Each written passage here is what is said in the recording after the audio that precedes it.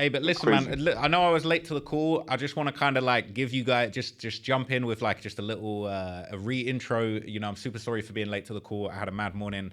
Ended up I had to go to the hospital. It was all mad, but I'm all good.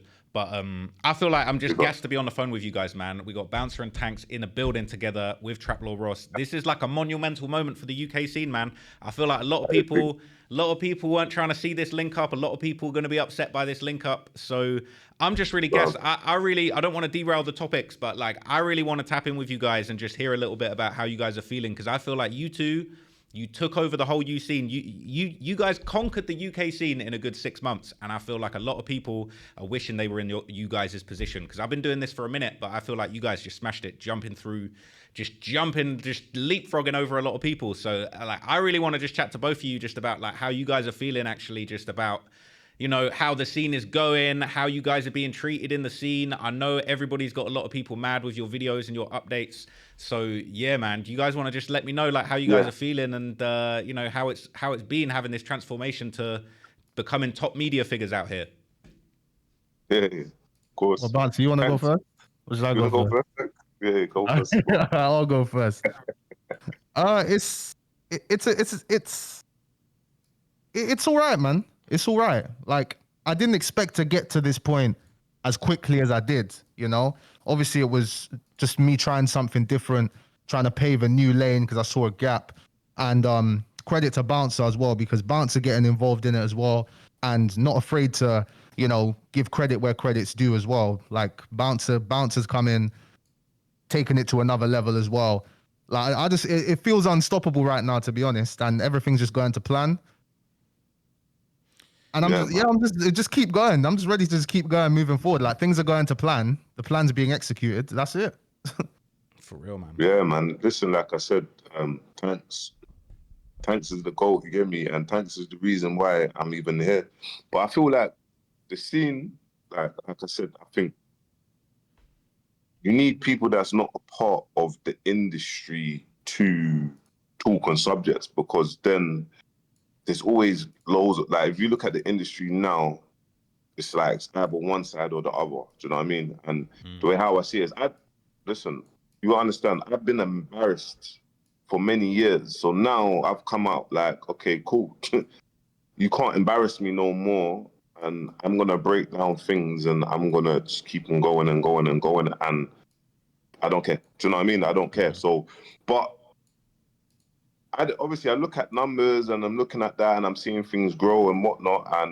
And as long as it helps shed light to culture, it has helped shed light to what's happening, give people their flowers, and just cut out the bullshit. Like, there's a lot of bullshit. There's a lot of people that's obviously from our scene not having a voice to be heard, or things are happening, but they're being silenced. And it's like, for me, I don't, just like everyone else, you can't, I don't get monthly retainers from labels or no sponsors. I make my own money. Do you know what I mean? I make my own money. I don't need you lot's money. So for me, it's just like building that platform and shedding light to the independents, shedding light to people that are coming up, and also working as a team, like Trap Law Ross, get me Tankz, etc., etc., etc., and that's it. I'm not really bothered about what people say, because I've been going through that.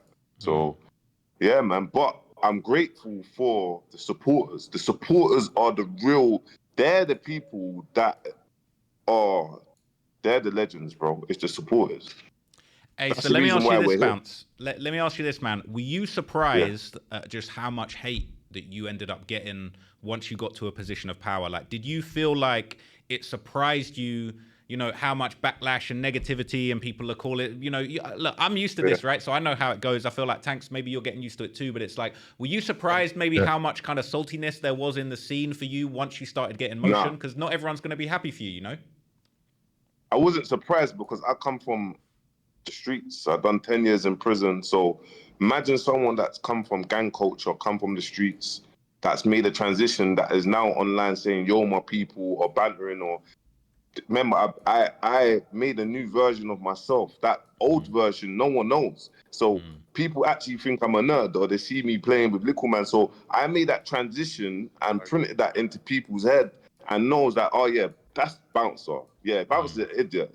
And I picked that because it's like not many people can spend 10 years in prison and get through that mentally and be where I am now. So I wasn't surprised because that's what we got, but I started adjusting to it. You know, like usually you will see crazy stuff and it would affect me. Now, actually, it doesn't really bother me because I know, yeah, everyone, look, people will say that Elon Musk is a genius, yeah, but he gets so much hate. And there's certain things that he's doing around certain worlds, around the world, and that, and AI and drones and whatnot. But people will always say he's a genius. Do you know what I mean? So is ever, you gotta understand, I don't target the 3% or I don't target the road guys that the 2,000 road guys. I target the 97%, the normal people. And if the road guys that want to make that transition to learning how to understand how to pay their taxes or open a business or understanding even what a domain is, because not many people know what a domain is or the power of having a domain. Do you know what I mean? How to even purchase a domain and keeping that safe, or do you know what I'm trying to say? If you want to understand that, then I'm going to give you them gems. So, nah, my bro, I'm with it. I'm locked in, and you just got to block out the noise, didn't it? And Bouncer, one thing you said as well, one thing that stuck with me in one of your videos, you said, what was it you said? You said that you said that it's your TikTok audience that's got you, not really the culture audience. Bro. Even though most of the culture's cool, it's just the negative voices in the culture that obviously are the loudest. But that stuck with me when you said this, bro. When you was doing the boxing lives and that's your TikTok peoples. Yeah, the that culture had you. cancelled me. The culture Yeah. cancelled me, and I was nowhere to be seen. And I left the culture and jumped into TikTok and realized actually these are the people. These are man's real supporters. Like just the people that don't even know drill artists. They don't know that. Like you can mention a drill artist and they'll be like, "Who is that?" Do you know what I'm trying to say? That is man's supporters. And when I realized that, like the people that actually don't have £5, but they will give you £6. They will gift you £6, but they don't have £5. That's the sort of people. What made me realize that I thought, yeah, this is a different world, and the culture cancelled me. But now, obviously, big love to the culture. I feel like, you get me, they've kind of accepted me back again a bit. Do you know what I'm trying to say? But not the blog pages. We're not gonna get posted on these blog pages, bro. The big ones. We're too much of a threat. We're not getting posted on the big blog pages. But do you know what I'm trying to say? We're bigger than the culture, bro. We're bigger than the culture. What we're saying and that we're bigger than the culture, and you will see it in time, in years to come. We're bigger than the culture, bro. We speak or we support an artist or we do this. It's great support for that artist. Trust me, they need that PR run. We don't need that PR run from them. They need our PR run, or they need the live streamers, or they need these things. This is why it's evidently you can see Drake flying in streamers and all these people. They flew in them, and it shows you, UK artists, none of you are not getting booked no more because, do you know what I'm trying to say? You can see all these things that there's a shift happening and people don't realize the shift happening. And remember, culture is always based on it's artist based, even though there's lots of other things, but it is artist based. But if you look at artist numbers, they need the extra stuff. They need the Tankz's, they need the Trapler Rosses, they need that. No matter what they say they don't, they need it. They need the Billy the Goats. They need the Muller Juices. They need them, bro. They need the Tyrones. They need the Sam Hams. They need them, bro. I promise you. They might not come for us, but they might see a Sam Ham. They might see a Tyrone. Trust me, you'll see it. They need them, bro. You get me? Wait, Bounce. Let me ask you this, man, because I know that you came up managing some of the most legendary artists in the UK drill scene. Really, like when you were dealing with someone like Dig Dat, he was one of my favorite rappers coming out of the UK. Obviously, things ended up going the way that they went with him, and it was a very unfortunate situation.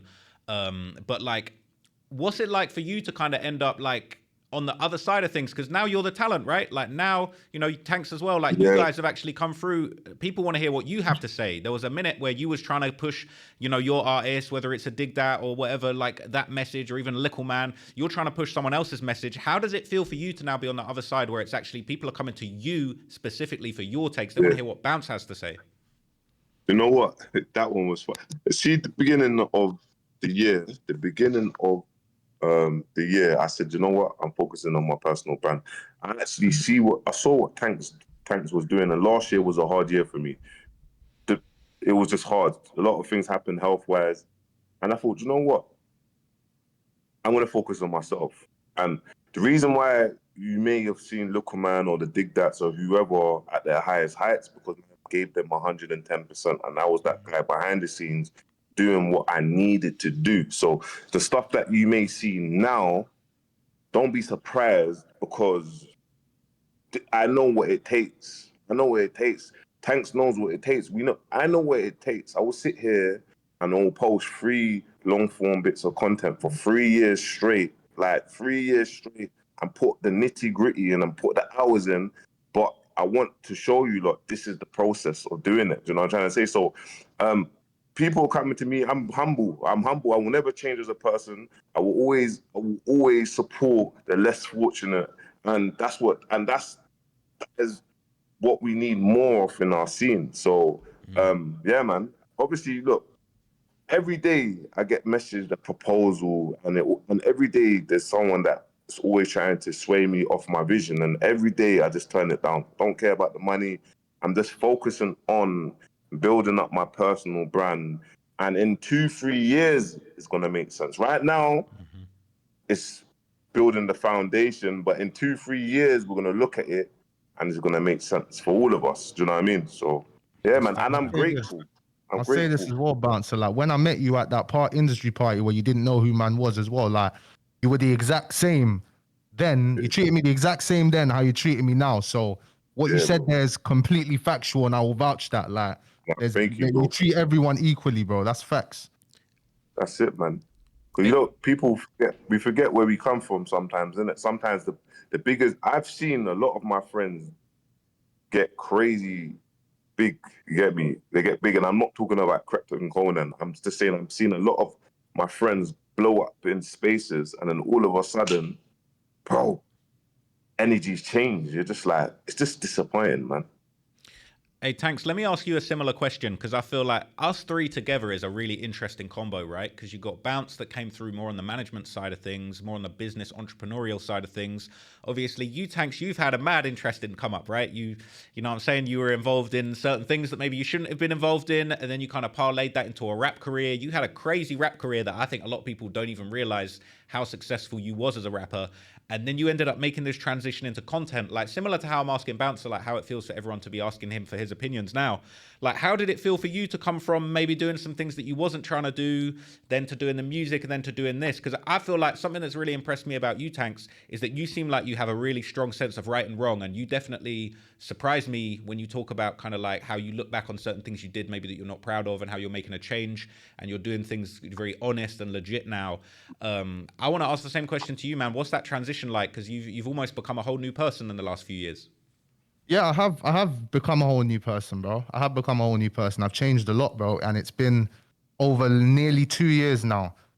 Just me changing my whole thing and my whole career, you know, my come up, like me having the rap song and that. I don't even really consider myself a rapper. I was never really a rapper, bro. Like I was doing the TikTok content thing early, like like early days. That's what all I was doing was just doing vlogs on TikTok, and it was doing well. And I just made the song because it just made sense. Like I just recorded it on the iPhone 7, and I played it to a couple of my brethren. They're like, "Yo, this is actually cold." Like we used to make songs as a joke, so I dropped it, and I think I only dropped like 10 songs over like my 4-year career in it. So I wouldn't even call myself a rapper. But as I was trying to take the music more seriously, I just didn't like how the industry was. I just thought I'm not about to, fucking try and integrate in this shit. I don't like this shit. I do things on my own terms. That's how I've lived life. I just do things on my own terms.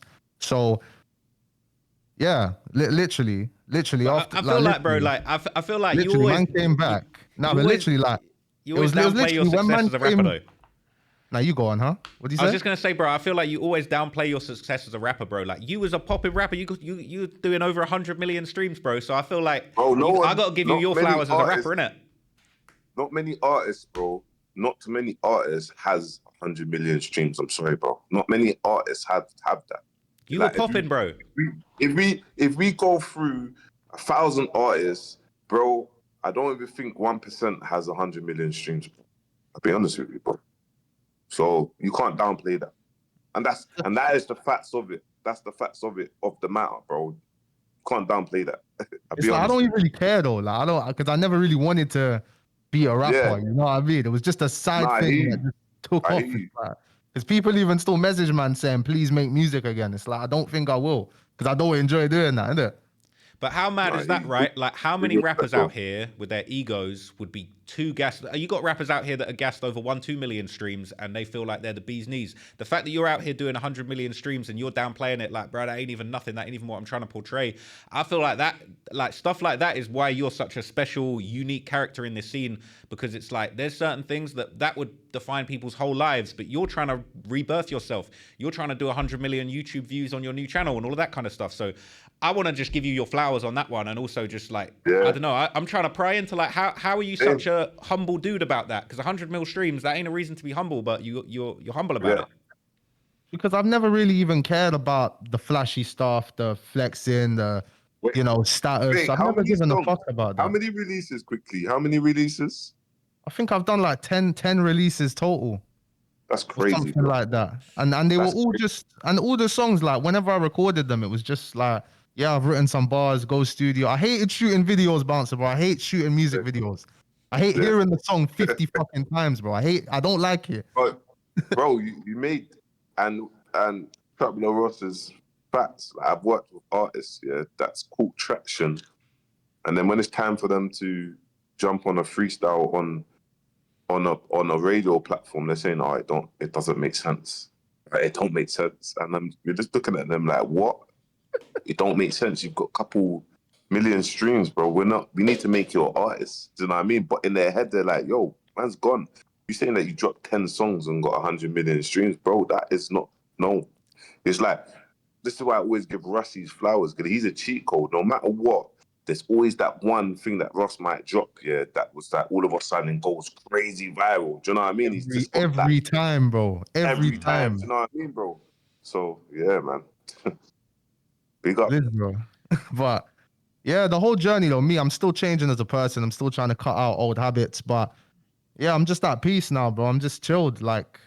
And I'm just doing what I've always wanted to do. I've always wanted to be a content creator. From young, that's always been the vision. What I got involved in before, that was literally just because I wanted money. It's never claimed to be no bad man. I'm money. I like money, That's what I was doing it for, innit? Hey, something I want to ask you, Tankz, because I'm a very moral person. Yeah, I've got a real strong belief in what's right or wrong, and I try not to even speed when I'm driving my car. I just want to be clean-hearted. I don't want to have no problems. I believe in karma. What was the moment for you where you kind of switched, where you realized maybe some of them things you were doing in the past wasn't right? Like, was it an overnight thing, or did you slowly kind of discover your moral compass and realize, like, you know what, I'm actually living wrong and I need to make a change? How did that manifest for you? It was all the time. All the time I knew. I don't know whether to look in the camera or look at you, man, innit? But all the time I knew I was never happy with what I was doing. I always knew it was wrong. And the guys I found myself around, guys I don't talk to anymore, they don't give a shit. Like, they're some of the most heartless people you'll ever meet in your life. Like, there's obviously, like on the roads, there's killers, guys that do mad things. I'm telling you, these men are on the same level of ruthlessness, where it's like they'll take a single mother with 5 kids lost and they won't give a shit. Like that type of ruthlessness. So I knew I never fit in with these guys. And it was when I was in Asia, when I traveled around Asia, and I thought I don't want to go too in depth, but I thought I was going to have a kid. So that's what made me snap in, like, yo, I need to go Lidge now. Because going Lidge was always the plan. And I was like, nah, I need to go Lidge now. I need to freaking build something legal for my kids. You know what I mean? Because I'm about to have one now. And then came back and just went Lidge from there, bro. So it wasn't an overnight thing, I'd say. It was just that kind of snapped me, made me activate the plan quicker, innit?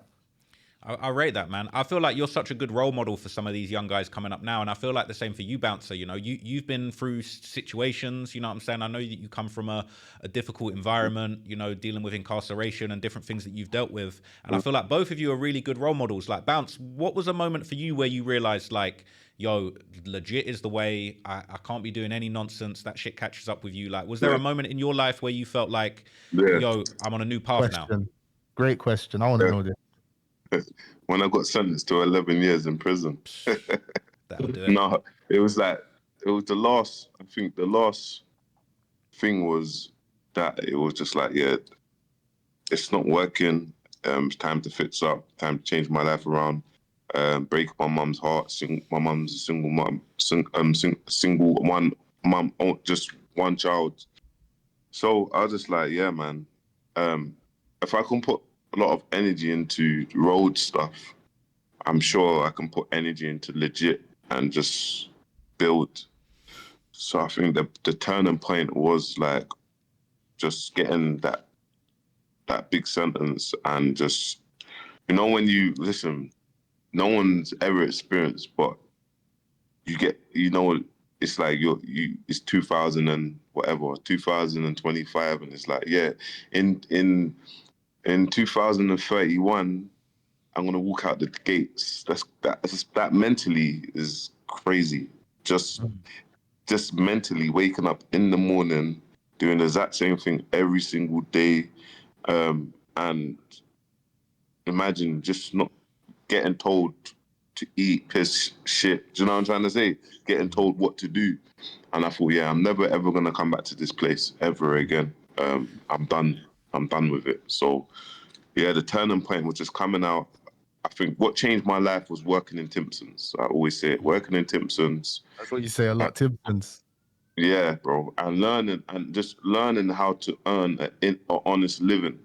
Like getting my paycheck every month and being happy with the money that got put in my account and not having to look behind, do you know what I mean, around and cutting corners. So that, and it was like, I think they gave me like, I worked in Timpson's and gave me my own shop. I was in prison for conspiracy to rob a security box and drugs. And I literally worked at Timpson's where I was in my own shop. I was collecting money. I had to save. The security van had to come. I had to put the money in the safe and sign up. And I was in prison for robbing that. You see, that there was a turning point. I was like, listen, I'm done. Like, this is where I am now. That's deep, bro. That's deep. Like the idea that you was, in trouble for them sort of things, and then the next minute someone's actually giving you the trust, entrusting you to deal with those things properly. It's mad. But at the same time, did you have a sense of responsibility at that point of like, yo, I've got a second chance here. I'm gonna do this right. Yeah, of course. The Krypton Conan as well, like the fact that you saw your friends doing so well as well. I would assume that played a big part in it as well, showing you that there's another route.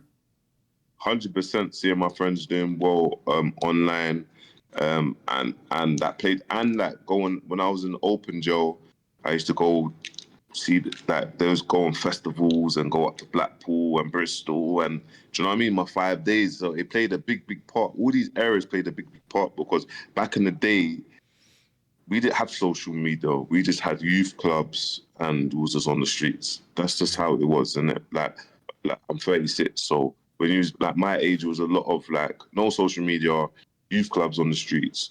So just seeing like Krypton Conan, Stormzy, Section Boys, do you know what I mean? Young Michael Dapper, watching all of them, what they've done. And I was like, yeah, man, like there's something in this social media thing that we can do here. So yeah, 100%. No, I respect that, man. Hey, I got a question for both of you, right? Because this is a debate that me and my boy Honcho turned into a Traplo Ross interview now, bro. No, we're just here to get interviewed by Traplo Ross. I'm trying to dig deep into you guys, man. Because you know what? Yeah, I don't think there's bigger fans of you guys than me. I've been fucking with both of you since I've both seen you pop off. Like, I've been championing both of you. I feel like what you guys are doing is sick for the UK scene, and I just love to see it. But this is a debate I was having with Honcho the other day. Yeah, I want to ask both of you this question. Me and Honcho were debating: is it easier to make a mill or even to make 100 grand lidge or in the streets? Because I was debating with him. I was saying, look, it's so long. You can deal with so many problems, so many consequences of making money in the streets, that I was saying I actually think it's easier to run up a mill or 100 grand legit than it is in the streets. But we kind of went back and forth. So I'd love to hear your thoughts on that topic. Well, let's say, because the streets is different to financial crime, innit? Financial crime is not the streets. So if you want to know the streets, I'd say Bouncer can answer that question. You can answer That's the time. F version and then Bouncer do the street version. The F version, I'll be real. The only reason I've been able to build something legit so quickly and generate a good amount of income legally is because in the UK, I feel like you need a little bit of a CV. You need some sort of history. You know, Bouncer's come in here as well because Bouncer's been known, you know. First thing I saw Bouncer doing was years ago when you released that album with a bunch of artists. And I was like everyone I'm thinking, who's Bouncer? Like, why is Bouncer featuring with all these artists and he's not rapping, you know? But yeah, I feel like in the UK, like making it legally now, it's very difficult. It's not impossible, but you do need some sort of history to even enter the social media space. With the F thing, bro, like I'd say illegally it's easier, bro. 100%. But is it easier to make it? But what about keep it? Yeah, keep it. This is obviously keeping it. It's easier to make it here and keep it legally and keep it because, you know, you're doing your taxes right. Like nobody can take anything from you. Like all the money I make off social media, I've made off of music and that. Nobody can ever take that away from me. Like you can't ever take that away from me. But with the illicit money, that's getting taken away. I'm gonna get pocketed. Like if I get caught, they're gonna take that shit. You can hide it away. Like you can hide it away. Even I made a video about Ollie Holman yesterday, and even talking about TR Trizzy. These guys, I'm not sure how much money they seized from TR Trizzy. They tracked $400,000. But with Ollie, they said that they think he made about £300,000. I'm telling you, man, with the Ollie case, this guy definitely had other deals. He was definitely getting guys to give him cuts. That money is hidden somewhere else if he's smart. If he's smart with it, he's hidden that somewhere that it cannot be found. What do you think, Bounce? Yeah, I think legit, and if you're legit to make 100K, 100%. You can set up monthly subscriptions. You can learn AI, how AI works. You could be the first in the market. You can build paid communities. You can be on YouTube. There's so much areas that you can do, and I feel like on the streets, let's have it right. Like it's not everyone looks like they're doing well, but in the grand scheme of things, not everyone's doing well. And it's kind of a mugs game if you kind of look at it, because it's like, if we actually look at just that side of things, where it's like, there's loads of people that are in jail, yeah, for 10 key or 20 key, and it's like, they put £1,000 profit on each one. But it's like, potentially, if one of them goes wrong, then you're in 20,000 debt. But you put £1,000 profit. Everyone knows that side of things. You get me, in prison, because obviously people are arrested, and this is what happens. So I feel like you're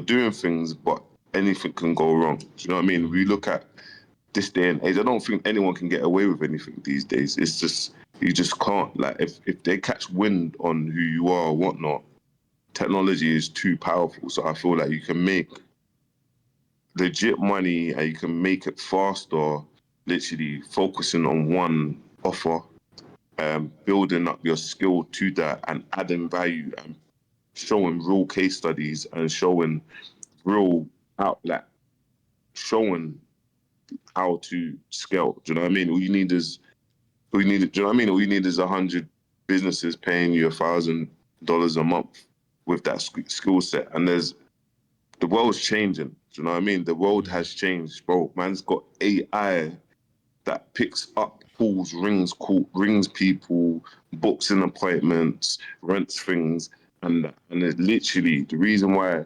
400 or 500 jobs has been cut in the music world and people been made redundant because of AI creative. So it kind of shows you already where the world is going to, innit? So yeah, I think that the roles are it's done, bro. Like if someone had clothing brands or food shops, you see the money that they're making, and you just, yeah. It's important, man. I feel like this really is the message that needs to be spread, because I feel like I said before, man, I feel like we're all role models for people, whatever environment you're coming from. If you're coming from the streets, if you're scamming, even if you're just a nerd like me that doesn't really know, you're not part of that, but doesn't really know how to make your way. It's like there's so many other ways that you can make money in this life. Away from doing illegal things. Like I'd never claim that I was a bit in the streets like that, but I even just remember early formative experience. Like I'll keep it real. I'm not I'm self-snitching right now, yeah, but like when I was a teenager, I was selling fake Beats by Dre headphones. Like I was selling fake Beats at the car boot sale and shit. And you know what I mean? That even that shit caught up with me. I was selling them on Amazon. I got banned. And it's like, even just them little early experiences made me realize, like, man, doing these little dodgy little schemes and that just doesn't really hit. And I feel like this is a really important message to spread. Bounce, something I wanted to ask you. I know you've probably talked about this topic to death, so if you don't want to get deep into it, I understand. But obviously, the dig that situation. He was an artist. He was one of my favorite UK rappers, and like I felt like his energy, his aggression on the mic, the beats that he picked, I feel like he had so much potential. And I feel like you probably, like everyone else in the scene that rocked with him, was just so disappointed at the way things worked out. And I know he comes from a lot of trauma, but like, what was it like for you as far as like dealing with him when he was still out here?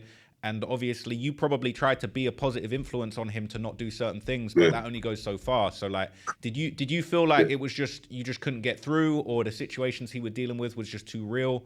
Like, how did that go down for you? And did you feel like it was just there wasn't a teachable moment in there? There was teachable moments with Dig That. When he was with Man, he was in the straight. Do you know what I mean? Even though from the streets and that, but he had that positive role model in it to say, bro, pattern up, man. What the fuck are you doing? Are you dumb? Don't be doing that. Look what you got. Do you know what I mean?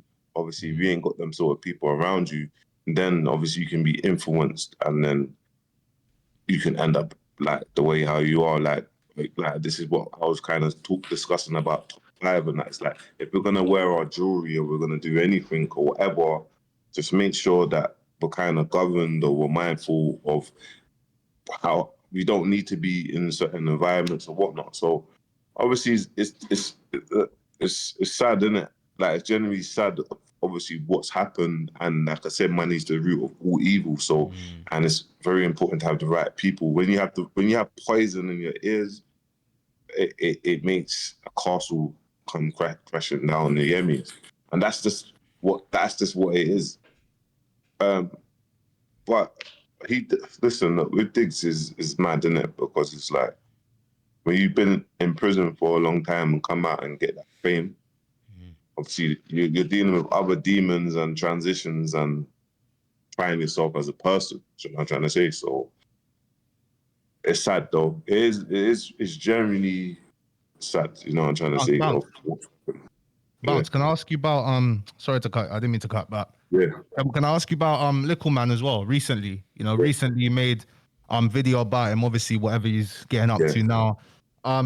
First question I have is he actually a sex worker now? Yeah, he's actually signed doing adult porn.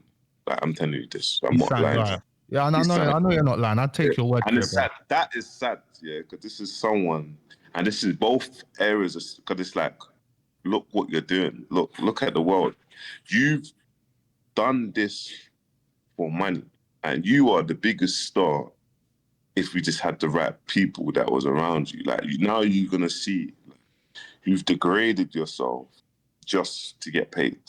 And the people around you has allowed this to happen. So it's like, and with Little Man, I think my thing with Little Man is more of a like, bro, you tried to crush me. Do you know what I'm trying to say, Tankz? So it's like, it's more of like a trauma thing. Like, you tried to crush me, and then now you're online and there's sex tapes about you. And even when I watch your videos on him, whenever you speak about Little Man, I can tell there's no action. I can tell you've come at peace with it, innit? Like, what happens. But I can tell it hurts, because you're looking at this like, I can tell you're looking at this. To me, it looks like you're looking at this. Correct me if I'm wrong. It looks like you're looking at it like, bruv, if this never happened, if we just stayed cool, look where you could have been. But now you're doing this. I feel like you're disappointed in him. Yeah, I'm disappointed in him. And bro, I'll be honest with you, when they went and done that stuff, yeah, bro, I'll always say it, and I'll say it openly, bro. They made man feel suicidal, bro. I will never forget that, bro. I will never forget that, bro. How man felt. I will never forget that. And that's why, for myself, it's like, yeah, bro, stay over there. I am not, don't come in my life, bro. Leave me alone. I'm just focusing on content. Do you know what I mean? Because they're the triggers, but people have their opinions because that shit never happened. No, things like that never happen to them. It's like you build someone up and you have the internet, bro, and you saying crazy stuff. Bro, you might as well charge me of SA, bro, the way how I felt, bro. And that's me being so real, bro. Because it's like, bro, and that's it, innit? So when I see stuff like that, it annoys me because it's like, bro, like, you was good. You was in the right areas. You was good. Just trust the process. And poisonous people again, boom, boom, boom. So this is like now, I don't need to put no energy or work on manage no one. No one don't need to say, oh, watch out for Bouncer, because Bouncer's just focusing on me and you can see the results. Do you know what I'm trying to say? But that there is always a trigger point. I don't care what people will say, but it's always a trigger point because it's like, look at all of this. Like, bro, when man was coming to visit you in prison or whatnot, no one didn't give a fuck about you, bro. You wasn't cool enough. No one didn't care. No one didn't care. They just saw you as you get me? I'm not gonna disrespect it, but they just saw you as someone small, boom, that they'll take the mick out of.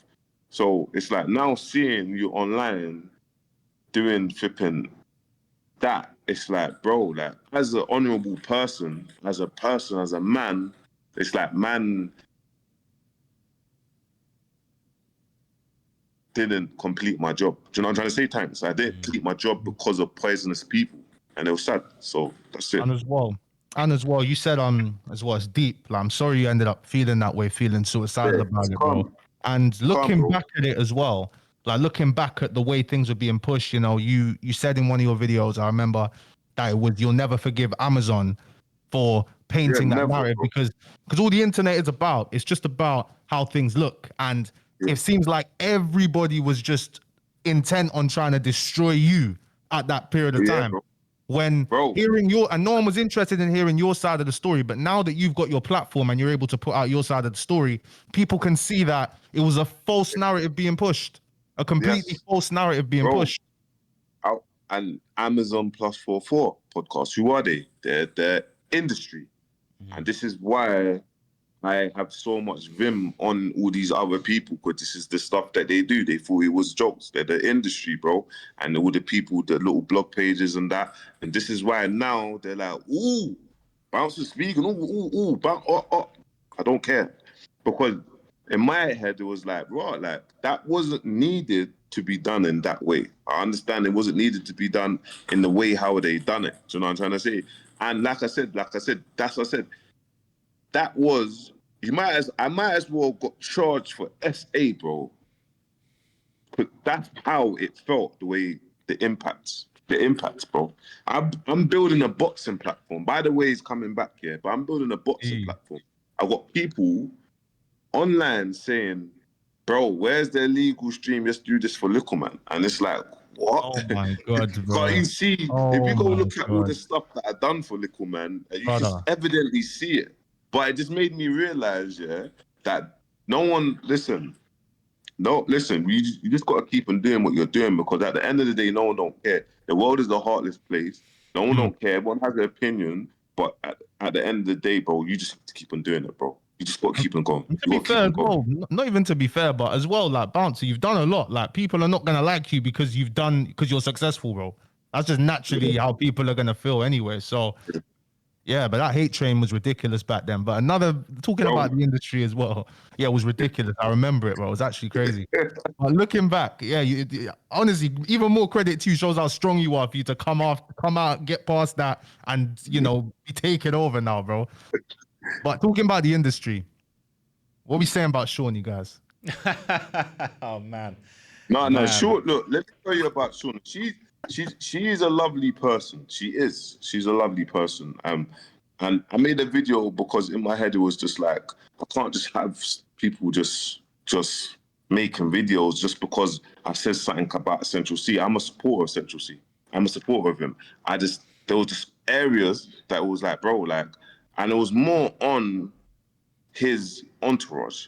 Do you know what I mean? So just to highlight, yeah, with Shawnee, she was wrong for the stuff that she said about you, Chapler Ross. That is something separate. She was wrong. We can She all was agree with totally that. wrong. She was totally wrong. But I honestly have seen or met Shawnee from the start, and I honestly will say that she is she is a lovely person. I don't know what's happened now or the tweets or whatnot, whatever, but what I know when I met her, whatnot, she's cool. Do you know what I'm trying to say? And that's what I would say about Shawnee. But your experience with her, Trap, you gotta say what you gotta say. You gotta say do you know what I'm trying to say? So that's it. I've only heard good things about her as well. Exactly what you said. That's all I've heard. That's why the Trap Law Ross thing had me shocked. Well, you know But what's at the funny, same man? time, we all support Central C, bro. Like, despite it, I chat to Ross off camera as well. Trust me, we all support Central C. All this talking, all this conversation is done good for Centr. I'm telling you that. But anyway, Ross, go on now. I got some theories about this, man. I got a few things to get off my chest. Go But on, tell me. firstly, yeah, I just have a feeling deep down that Central YBs low key rate what we're doing. I feel like I've never heard no one jump up. I've never seen a little salty Centr tweet or a lyric or anything. I ain't heard of YBs. Like, you know, YBs loves to get chatty on the Instagram stories, right? And I think if he really wasn't rocking with what we was doing, we'd have had a whole YB's essay on the scene and why we're not good for the scene or whatever. I think low key, them man know the game. I feel like Central C is smart, YB's is smart. They've clocked the game. I feel like they're seeing us talk about it and they're like, yeah, more free promo. That's great. I think Shawnee maybe got herself a little bit too wrapped up in it, but it's so funny, yeah, because I'm going to reveal a couple exclusives, yeah. I've heard mixed things. So I spoke to somebody else that works at the label who works with Shawnee, and they kind of said to me, yo, I feel like maybe she'd be down to have a conversation. Maybe that you know, you could get some understanding out in the open. And I said, look, I'd actually be cool with that. I'd be down to debate with her. I'm not scared to debate anyone. I'd be down for it. But then I've heard from other people that Shawnee's running around saying, yo, if you fuck with Trap Law Ross, I can't even rate you at all. So I've heard mixed things. But this is the thing. I felt like she attacked me.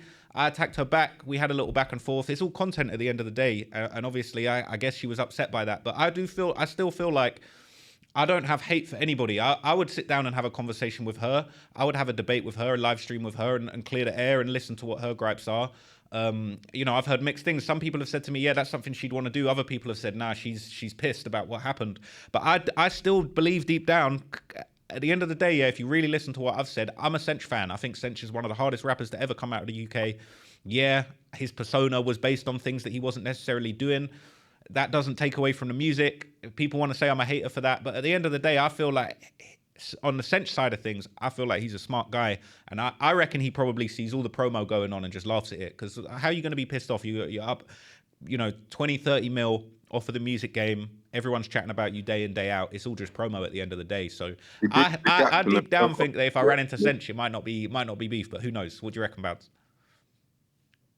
Nah, they're not gonna.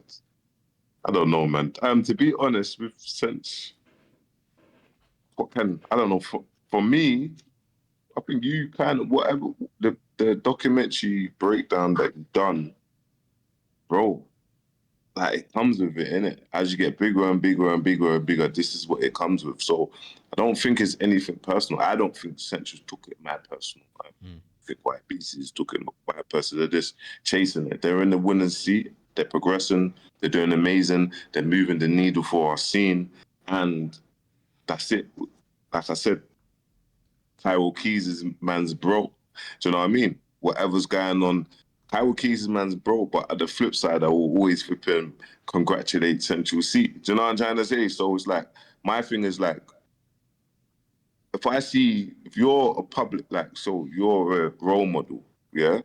I look at Stormzy as, to a degree, he's played the game amazing. He's an amazing role model. Forget about the politics, yeah? There might be one and two things that shouldn't have been done in terms of chip or whatnot, the falling out. That's the only flip, yeah? Cool.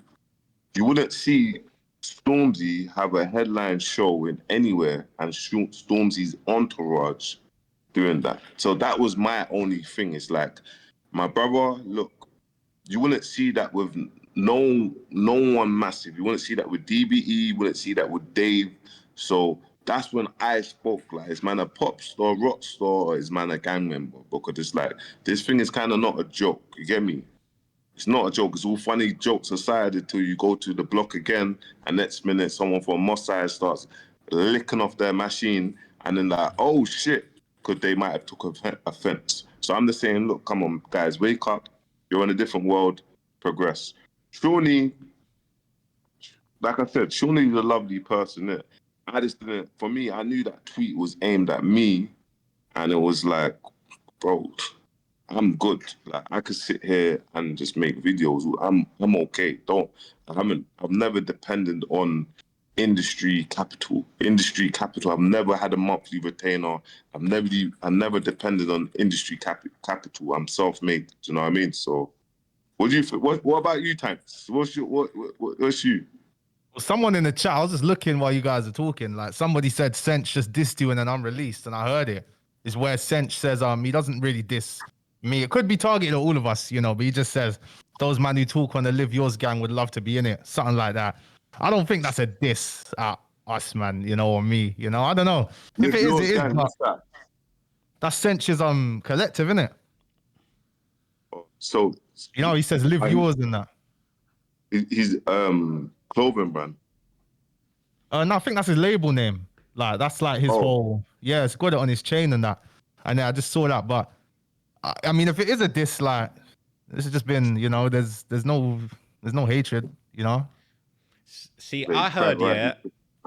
Is what it is. I heard from people, man. I've heard a few little whispers from people that back in the day, man, when YBs was trying to get their stuff going, I heard rumors back in the day that YB's behind the scenes was like, yo, we need to push this beef. Like, we need to get this beef with CGM going viral. And at the end of the day, as messed up as it is, these feuds, whether you call it a rap beef or a gang war or however, somewhere in between, as unfortunate as it is, these things are viral. Like, people love conflict. They love to take sides. They love to be, am I team Digger? Am I team Sench? Am I team Cairo? All of these things. And I think that, again, I just feel like deep down, I think these guys know what's going on. When you saw Sench throwing up that gang sign at the Met Gala, people were saying it was Powis K. It was like a gun and a P or something that he threw up. And people were saying like, how is he possibly doing this at the Met Gala, still stoking the gang war? But at the end of the day, just doing that hand sign, it got people talking. It got headlines. Videos were made about it. And again, I just feel like he knows his marketing, And even if I say that, yeah, look, I don't think he's a real gangster. He's not getting people shot for £100,000. At the end of the day, you can't say he's not a genius marketer. And these beefs, they are viral. Everyone talks about it. Bro, who gives? I don't give a shit if he's a gangster or not. His music's good, bro. Facts. Like, I'm sure Bouncer will tell you, bro. Like, being a gangster, if you can avoid that, avoid it. You know what I mean? 100%, man.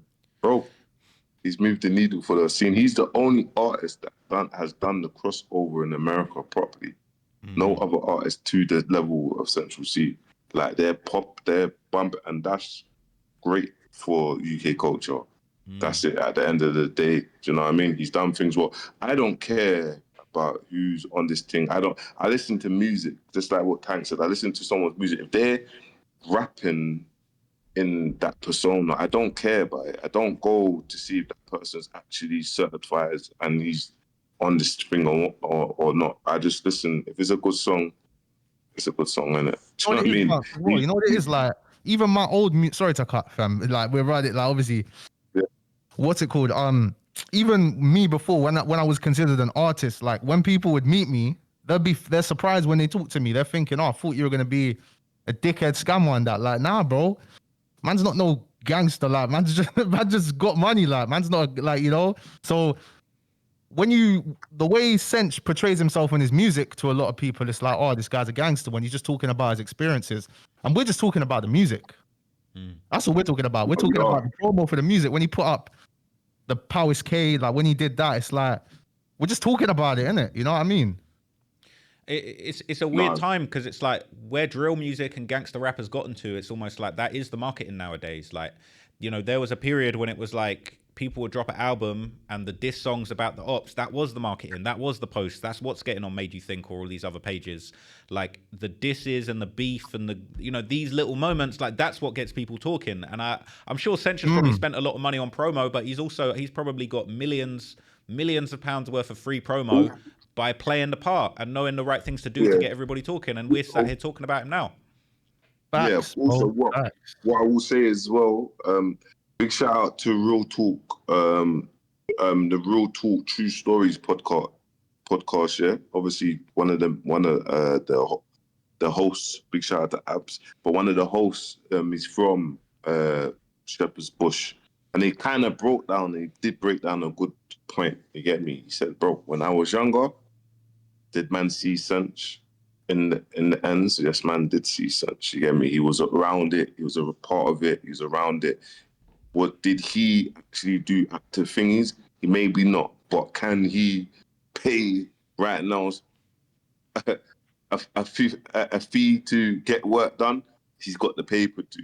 But what he just did state is like, basically he's saying, look, bro, he's from the road. He's from the area.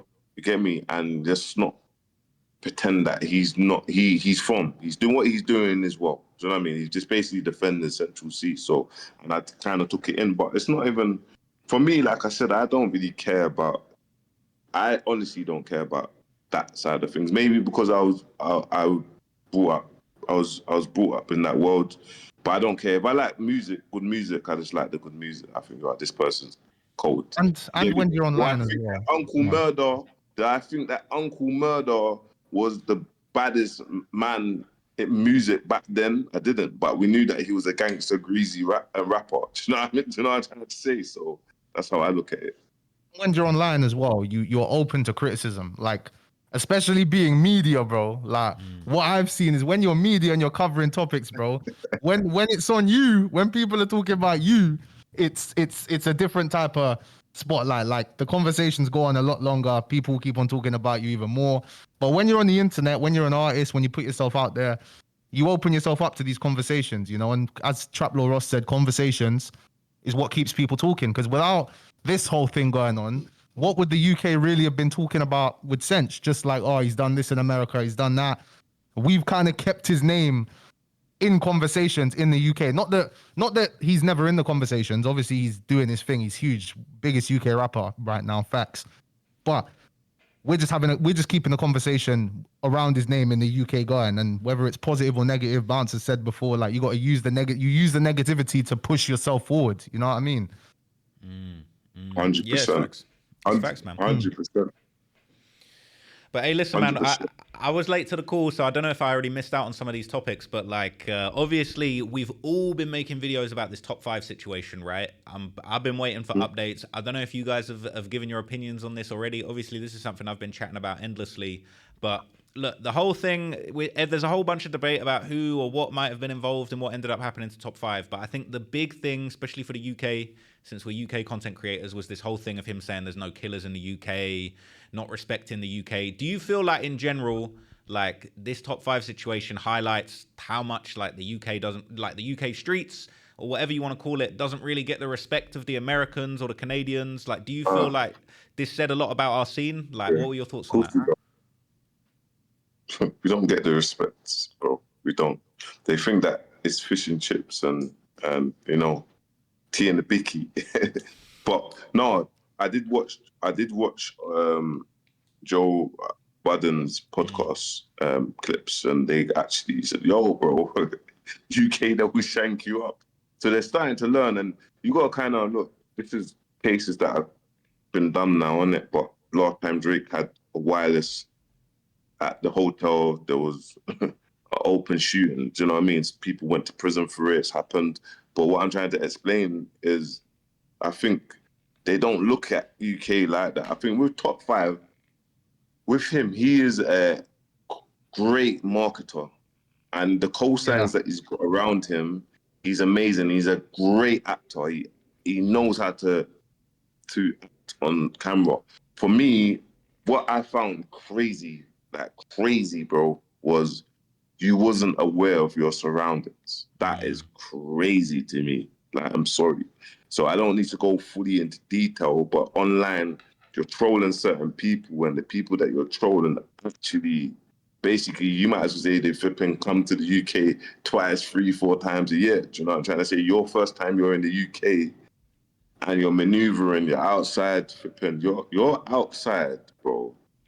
You're outside Average and all them mad drillers flipping, you're in the area, bro. Like Stamford Hill and all that, bro. Manor House, bro. You don't even know where you are, but it's just, for me, it's just like, where's the correct support system to say, bro, nah, you got your jewels on, nah, don't go there, bro. You need to make sure you're governed, boom, boom, boom, boom, boom. So I'll say I this, know I've bro. gone into it. But I just feel like, yeah, Americans, I think after the top 5 thing, they know that, oh shit, like, if man flies over or whatnot, I have to kind of tap in with the right people. Get me? Because I think they see people like Mo Dean and think that's what the Yeah. UK is.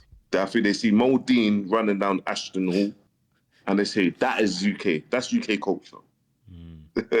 One thing I will say is somebody who was there is like, because obviously want to make sure, like, you know, the right things is being said. Like, from what I've heard, the peoples around him were governed. They were saying, bro, you're moving reckless. Why are you posting this? Apparently his people around him were saying all these things. And he was just going mad. He didn't even care. That's the type of guy he is. Like, no, his guys can't even tell him when you're moving a bit mad. That's what I heard from someone who was there. But in terms of the whole situation, I think I wish London was a place where people could come from other countries and not worry about things. But top 5 dissed a deceased gang member. You know what I mean? You're gonna come to the city and post where you are like that, moving like that after you've dissed a dead gang member in that city. I think he actually was forgot. crazy. You I might think have he forgot, forgot. yeah. I think he's playing that character so mad, he actually forgot what he said. It didn't register. Brethren didn't though. It didn't register him. His brethren didn't know. His brethren didn't know. His brethren were on it. Apparently, they were like saying you're moving mad. But Yeah. also with the top 5 situation as well, he would have been fine in the UK. I think he would have been fine if he just didn't post where he was, you know, because it's the people knowing where you are. Because you know, in London, bro, you can get to someone in 20 minutes if you know where they are. If you got the drop on them, if they're in Central. Yeah, man. Right. That's the thing. I feel like his neck is crazy as well, man. That scar is crazy, bro. He's The lucky to scar, be the scar alive, is man. mad, bro. The scar is Fully. mad, bro. Fully lucky to be alive, man. But I feel like it's going to be an interesting one because, bro, you know what London's like. The amount of CCTV in London, no one's getting cut up like that in Piccadilly without there being CCTV, without there being an investigation. Who knows, right? If the people that did it are in London or if they're from overseas or whatever. But I feel like best believe there's going to be something coming on that. You know what I mean? You can't, bro, who do you know in London that's doing drills in Piccadilly and getting away with that shit? Even Ross as well, like with that situation as well, it made me realize, like, doing this content in the UK because it's so small, keeping the fine line, making sure you're not snitching is not easy, bro. It's not easy. You have to always watch what you're saying, like, because there's gonna be DLs that you hear. There's DLs that I hear about things that have happened, but it's an open case. You can't speak about it, or if it's not out there, like, you got to really watch what you're putting out there, because I don't want to be the reason anyone's in jail myself, but at the same time, it's real stuff happening on the roads. You know what I Man, mean? let me get to Bouncer that topic, knows that man. as well. Bouncer's the best. Bouncer, I've taken notes of Bouncer, how you cover situations and don't say things that, you know, shouldn't be said as well. Always Let learning. me get to the elephant in the room, man, because I feel like we probably all have a different perspective on this. But like, I feel like the thing that's really missing from this scene is accountability. Like, why is it our problem to cover up what someone else has done? Why is it on us to basically protect someone that's maybe snitched on themselves or anything like that? Because for me, I do sort of I understand where you guys are coming from, but at the same time, I feel like it's a little bit like, it's almost like people expect too much of us, because at the end of the day, we're not in the gang, we're not in the set, we're not the police either. We're just talking about what's going on. We're talking about what we've heard, what we've been told, what's this and that. And I know we've all got a different perspective on this. We come from different backgrounds, but like, for me, I've found it pretty frustrating recently, where it's almost like people have this expectation for me to abide by a code of the streets that I ain't never been in. No, I of hear course. where. Now you go on, I Bounty. think for you, sorry, thanks for you. Now you do your thing, bro. No, for you, I don't know why people kind of say to you to abide by the codes, but I think that what it is obviously if a police report comes out and says, look, Tom got shot, you get me, and he's been shot four times at this road. It's like, okay, cool. Guys, Tom got shot, he got shot 4 times, boy, boom, boom, boom, be careful. But what they're probably looking at is be like, Tom got shot 4 times on this road, but Michael was in the alley. There's a little small print saying Michael was in the alley on this page and then piecing it together. So that's where people would look at it like, well, like this could be helping the police. Do you know what I'm trying to say? Instead of saying, okay, Tom got shot, so rare. Obviously, you've covered, bro, American stuff, and you've bucked up with real drillers, and they've approached you, and then you've become friends and whatnot, and then they've kind of understood who you are, like you're a journalist and whatnot. But there is crazy touchy areas where you kind of there needs to be like, you need to be mindful, because it's like, okay, cool, even something could be an open case and the case is not closed yet, and it's like sometimes police or whatnot, they don't put the right, like they might put a first investigation on, but they might not find that mad clue. So there's a gray area with saying that Tom got shot 4 times from the police report, but then also Tom, there's another plot twist that maybe that no one knew of, that could be a very damaging. Do you know what I'm trying to say, my brother? So that's why when obviously you went on the RTM podcast Chronic, and that there was kind of breaking it down, like this side of things, it needs to be you're blurring the lines here. Do you know what I'm trying to say? But for you, it's like, I fully hear you on your area where you're saying, bro, I have never been from the roads, bro. I am touching up on something. I'm breaking down for the things that I'm seeing online. I'm seeing this online and I'm speaking them because it's what I'm seeing online. Do you know what I'm trying to say? So it's a catch-22. That's, yeah. Thanks. What are you saying? Thanks. Yeah, my view on it is, I think a lot of burden is being put on you to, not say anything about or leave out certain things from videos from people who are just, they're not your friends. You don't know these guys. You're just a journalist at the same time. But there is a fine line when it's an open case. I think when there's an open case, it's like, cool. If it's something that the police might not already know, why am I going to cover that? But if it's public and it's out there, the police likely already know this. But I think the only issue is when it's things that aren't out there and things that can impact the open case. That's what I stand on, because I just never want to be the reason someone's in jail. You know what I mean? Especially, I don't know you, nothing. That's just how I view it, innit? That's the way I view it. I agree with you on that. I think there's just something weird going on where people are almost like, because I totally get what you're saying. And I feel like the point that you're making of just like, you don't want to be the reason somebody's in jail. But it's almost like, I feel like people are reaching in a lot of scenarios. I'm not just talking about one scenario. Obviously, there's a certain scenario, but there's a few scenarios like this where it's like people are reaching. It's like, oh, you're the reason this guy's in jail, whether it's you've read the indictment or whether someone sent you something in the DMs that's crazy, or whether somebody sent you a screenshot of something that's like, yo, look at this. Like when that Broad Day situation was happening, bro, the DMs that I was getting of this, that, and the other was mental, right? But it's like, yeah, I just feel like it's a situation where it's like people almost like, they don't want to take any accountability for the stuff that they're putting out there, whether that's something they're putting on their Insta story or whether that's something they're DMing to somebody, whether it's a threat or some information, or they're just chatting too much. And I feel like it should always be the onus is on the person. Like if you've done a madness, don't be chatting to nobody about it. Don't chat to the man in the street about it. Don't jump in the booth talking about it. And definitely don't DM journalists talking about it. That's the way I see it. And I feel like obviously, yeah, I know that there's like, from the streets, there's definitely this perspective of like, snitching, self-snitching. But it's like, I feel like we got to hold ourselves accountable for the self-snitching before we start going after other people for the snitching. Because at the end of the day, bro, whether or not I make something look bad, the reason you're in jail has nothing to do with me, innit? Yeah.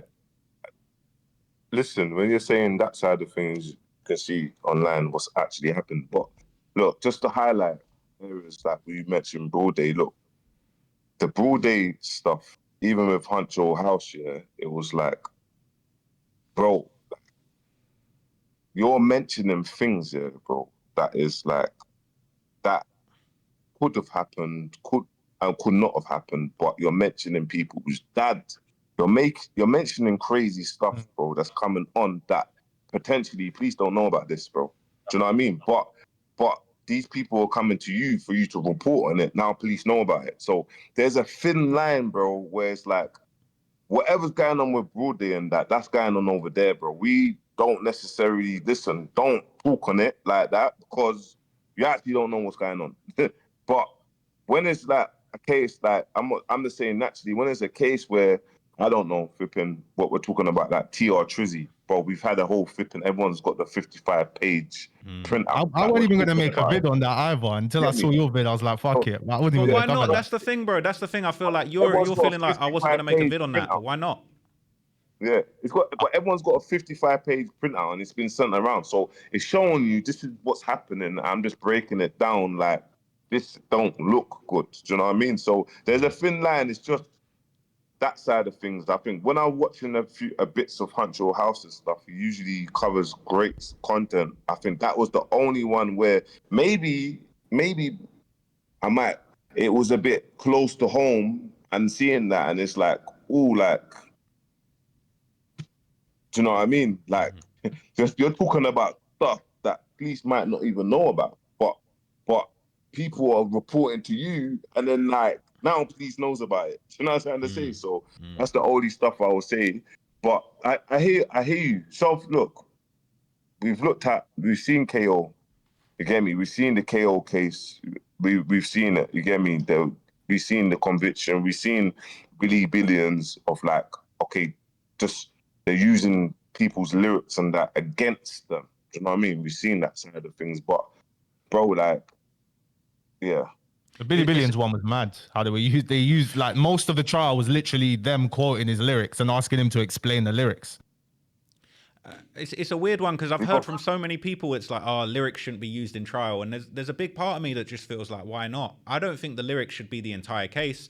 I think the lyrics should definitely be part of the case. If a guy got shot on the main street at 4:15 p.m. and you got a song talking about I was on the main street getting busy before sundown, it's like, bro, you put that out there. And again, I just feel like there's a mad double standard, but I get where you're coming from. And even the broad day thing's interesting because it's like, obviously I reported on it, I covered it, and look, I'll keep it real. I don't know, I don't want anyone to get at me like this, but I spoke to Broad Day after that situation, and I would say the same thing to him as I said to anyone else that's dealing with situations. Even when I meet guys in LA in person that are from the streets, I say, bro, look, from the get-go, don't tell me nothing you don't want me to chat about. Don't say nothing you don't want me to know about. Don't bring me into nothing. Even like, bro, I chill with people in LA. I'm like, bro, if you got something crazy, don't even get in my car because I'm not from that. I'm not trying to be part of that. And it's like, yeah, you know, bro, that's fair.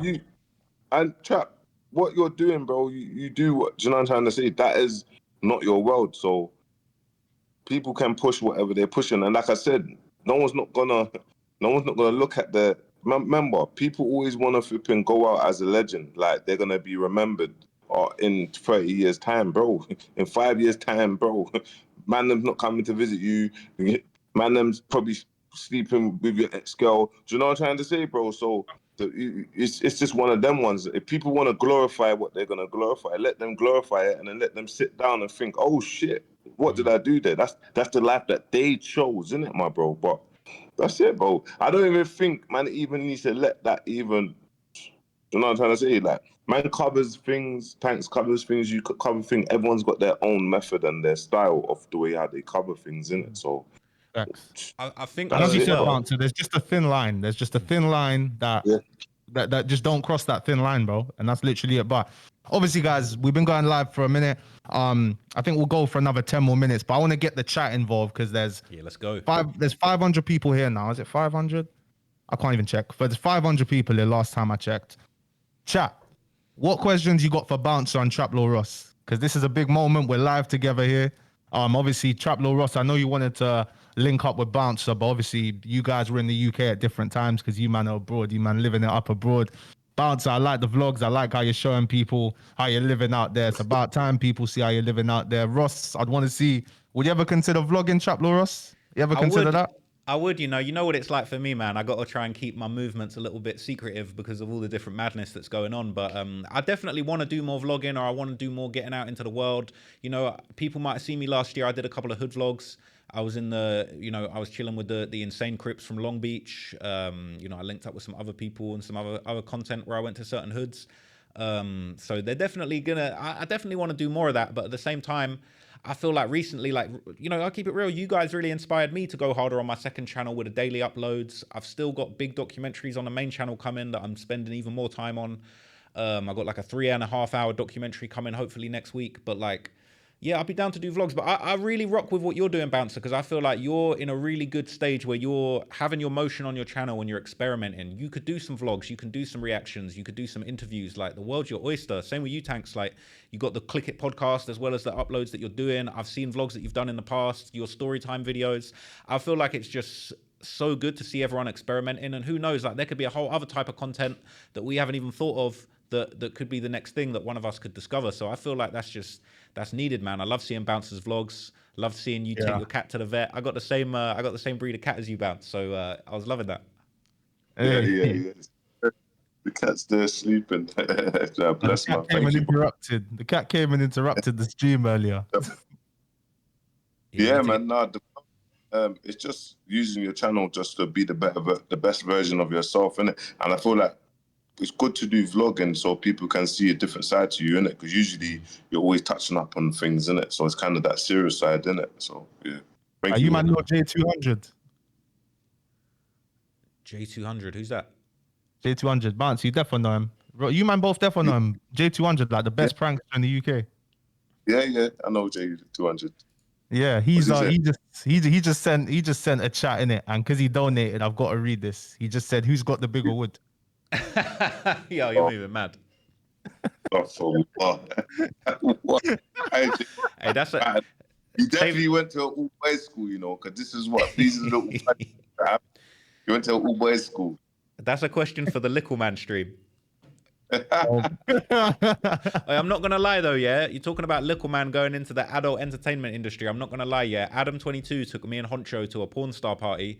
There was about 3 midgets in there getting busy. They had motion, so you know what I'm saying. That could be a whole little lane. Apparently the small dudes be getting it in. So who knows, man? Who knows where that will take him?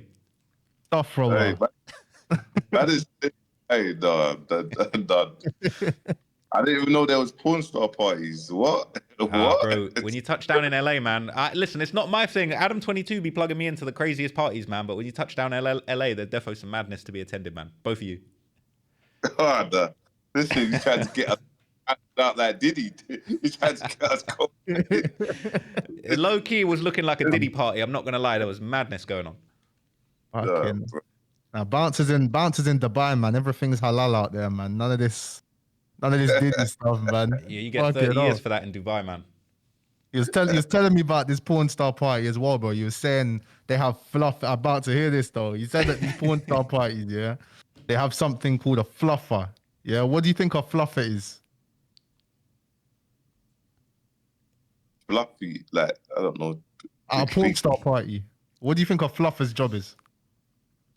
Bro, I don't know, bro. I don't know. Listen, let's keep this one PG, yeah? This is what J200 did, bro. This is what the donations do, fam. But a fluffer, when the man told me what a fluffer is, I was like, for God's sake, man. But nah. I'll break it down. I'll try and do it in a PG way, yeah? Like, so... do we need to break it down, man? No, I'll just say that me and Honcho are just sitting there chilling, like, just chatting, and we're just sort of looking around. It's all madness. And we look to our right, and I swear to God, bro, no word of a lie, I see a little man and a full-size woman, and the woman's just, you know what I'm saying, making it happen for him so that he could then go on stage and do a madness. And me and Honcho just looking at each other, we're like, what the fuck? What the hell?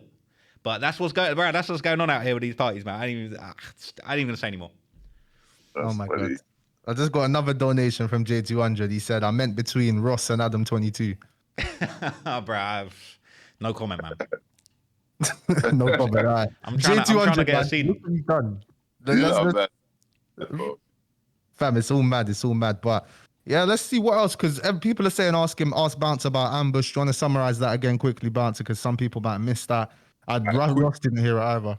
I'll summarize it quickly about Ambush. So Ambush, a few years ago, not even a few years ago, you got them people that troll you online. Not troll you. Ambush didn't troll me, but he said certain things online, what was going on with man. So I just kind of returned the favor. Obviously, he's made a diss track, and I kind of just highlighted it. And I'm a person that always advocate for safeguarding our women. So I just kind of highlighted it, like, bro, all this stuff is, this is all the stuff that's online with you. Like, what's going on with that? So anyway, I've done that video. He tried to message everyone to try to get my number. Don't want to speak to him. He's made that diss track, and he's obviously put my name in it. He's mentioned man in the diss track, and I've made another video. And I promise you, look, guys, look, I'm gonna put this camera up here. I promise you, Ambush will not be making another video or saying anything about me. I promise you that he's not, because what I've got loading, he's not gonna want it to come out. Ambush, tell him, just say, I promise you, if you just post a story post and mention my name. Just say Bouncer. He will not do it. So that's what I will say. And I'm telling you, if it comes out, Ambush will be done. Like he will actually be cancelled, like properly. So he knows what man's got. So, and everything that I was saying, I was actually saying, and what I was kind of getting on to everyone about is we can't keep on making a blind eye, because if this happened to your mum or whatnot, you'll feel violated, innit? So, yeah. That's it. That's about Ambush. Hey, this is why rappers can't be playing with the content creators, man, because they'll press that red button, bro. It's not a good look. No, honestly, I promise you, what I've got, I promise you, he don't want that out. Just put it that way. So yeah. Freaking hell. Well, we got some donation. We got a donation here, £5. Dimps, thanks for the donation. Bouncer, you mentioned you wanted to get into real estate in Dubai, especially with the market out there. How's that going? And Leo, thanks for the £2 donation as well. Appreciate you, brother. But go on, Bounce. So basically, I'm about to launch my Airbnb business. Once I've launched that, then I'm going to get into proper real estate. You see, with a lot of real estate agents, they always think that I have such a huge platform and I have so much contacts that I can speak directly to the developers and get good deals on the properties, even get better deals that they're getting it for. But a lot of real estate agents feel like I need to speak to them and then be the middleman. And so it's just like, I'm taking my time with this, but that is going to be my main, that's going to be my main area of having a business. Airbnbs, and I've got loads of friends out here when it comes to the management side of things, but I wanted to get about 5 to 10 of my own Airbnbs, not management, and then going from there and building, going from there. So, yeah. Yeah, man. All right. This is like a poker game. All right. Now you said, but you made it clear with Ambush, like you ain't even expecting to hear nothing back from him as well. No, he's not gonna reply back to me. I promise you. And if he does, he's done. And can I ask you as well? What was it? Because you said it was obviously back when things were dark for you. Like loads of people were talking about you, saying things. What was it that Ambush said that that's what you remembered that he said? He just started mentioning all the snitching thing, bro. He just started mentioning. I went on the Session podcast. Big shout out to Josco and Punch. And I addressed everything. I kind of broke down this whole snitching thing, innit? I broke it down, and he just kind of just tried to message about the snitching thing, like, oh, boom, boom, boom. Because you know what it is? There was just a mad narrative about that whole snitching thing. It's like, bro, like, what I'll explain to people is the people, you're calling me a snitch, but people that are in jail ran to the police and said they were in fear for their life. This is how that happened. So how's everything happened? Do you know what I mean? And Ambush spoke on that. You get me? They spoke on that. I kind of have to break down, bro. Wasn't there when anything happened. Do you get me? There's no signed statements. I didn't go to court. So the narrative that you lot keep on pushing, push it. I don't care. And then my man's in the tune saying, oh, I don't care, you was 15. So it's like, oh, you're mentioning, oh, when you was 15, but if you kind of just look at it, it's like, man's kids from school, these people, whatever, everyone's kids from school, but because bouncers actually developing and doing some good stuff, you want to keep on pushing these little dumb little narratives, bro. You get me? And it's like, and before, I've let man push the narrative for so long to people that actually don't even know the ins and outs. So they're just running with things like, oh yeah, my man's got my man sent to jail. And it's like, what are you even talking about? No one ain't got no one sent to jail, bro. So Ambush was a kind of advocate for that. And then he's like, those couple other stuff that he done online where it's just like, bro, like, me and you are not brethren, bro. So stop mentioning man's name online. You get me? Like, we're not just, you get me? We're just not, bro. So that's kind of what's happened. So now, like, when I've mentioned him, I played his game because he was online. It's like, oh yeah, all of a sudden Bouncer's out of order or Bouncer's out of order now because I've done a video again. You know what I'm trying to say? Yeah. That is what's happened. And it's like now people are rattled, yeah. Their heads are rattled because it's like 100 people, like you're rinsing the same thing. It's like everyone's bored of that. And it's like, okay, cool. Okay, okay, let's go. What are we saying now? Okay. Do you know what I'm trying to say? Mal keep it. Do you know what I'm trying to say? So now people are like, oh shit, what angle can, bro? There's no other angle. So that's kind of just with Ambush where everything kind of lies from. And then now, obviously he's done this move, but I promise you, he's not gonna make a return. He's not gonna say what he's gonna say because if he does, a voice recording's going to get played like live, live, like 3.5, 4 minute voice recordings going to get played. You get me? And he knows the voice recording, so he's never gonna mention that. So I'm gonna keep that there for 1 year, 1 month, 5 months, just in case his Ambush pops up and he says something about me. But he's not going to mention me. And this is how you have to deal with these men, just like that.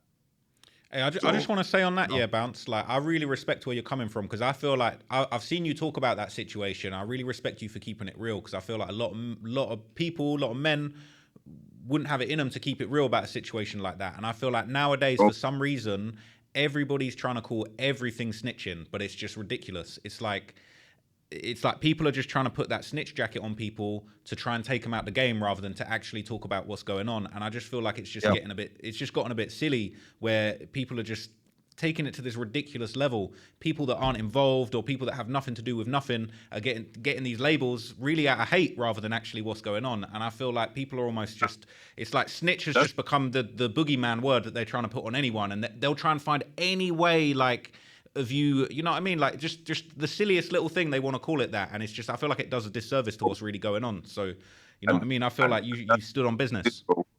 But it's like when people run with them stigmas, you will have that stigmas, you have these narratives, and it's like if you don't say these things, you don't come up you openly, or you just don't thingy it, bro, people will keep on running on it. And it's like the people that are not from the streets also run on it. I'll tell you one thing. Look, I'll tell you one thing about TLR Trizzy, yeah.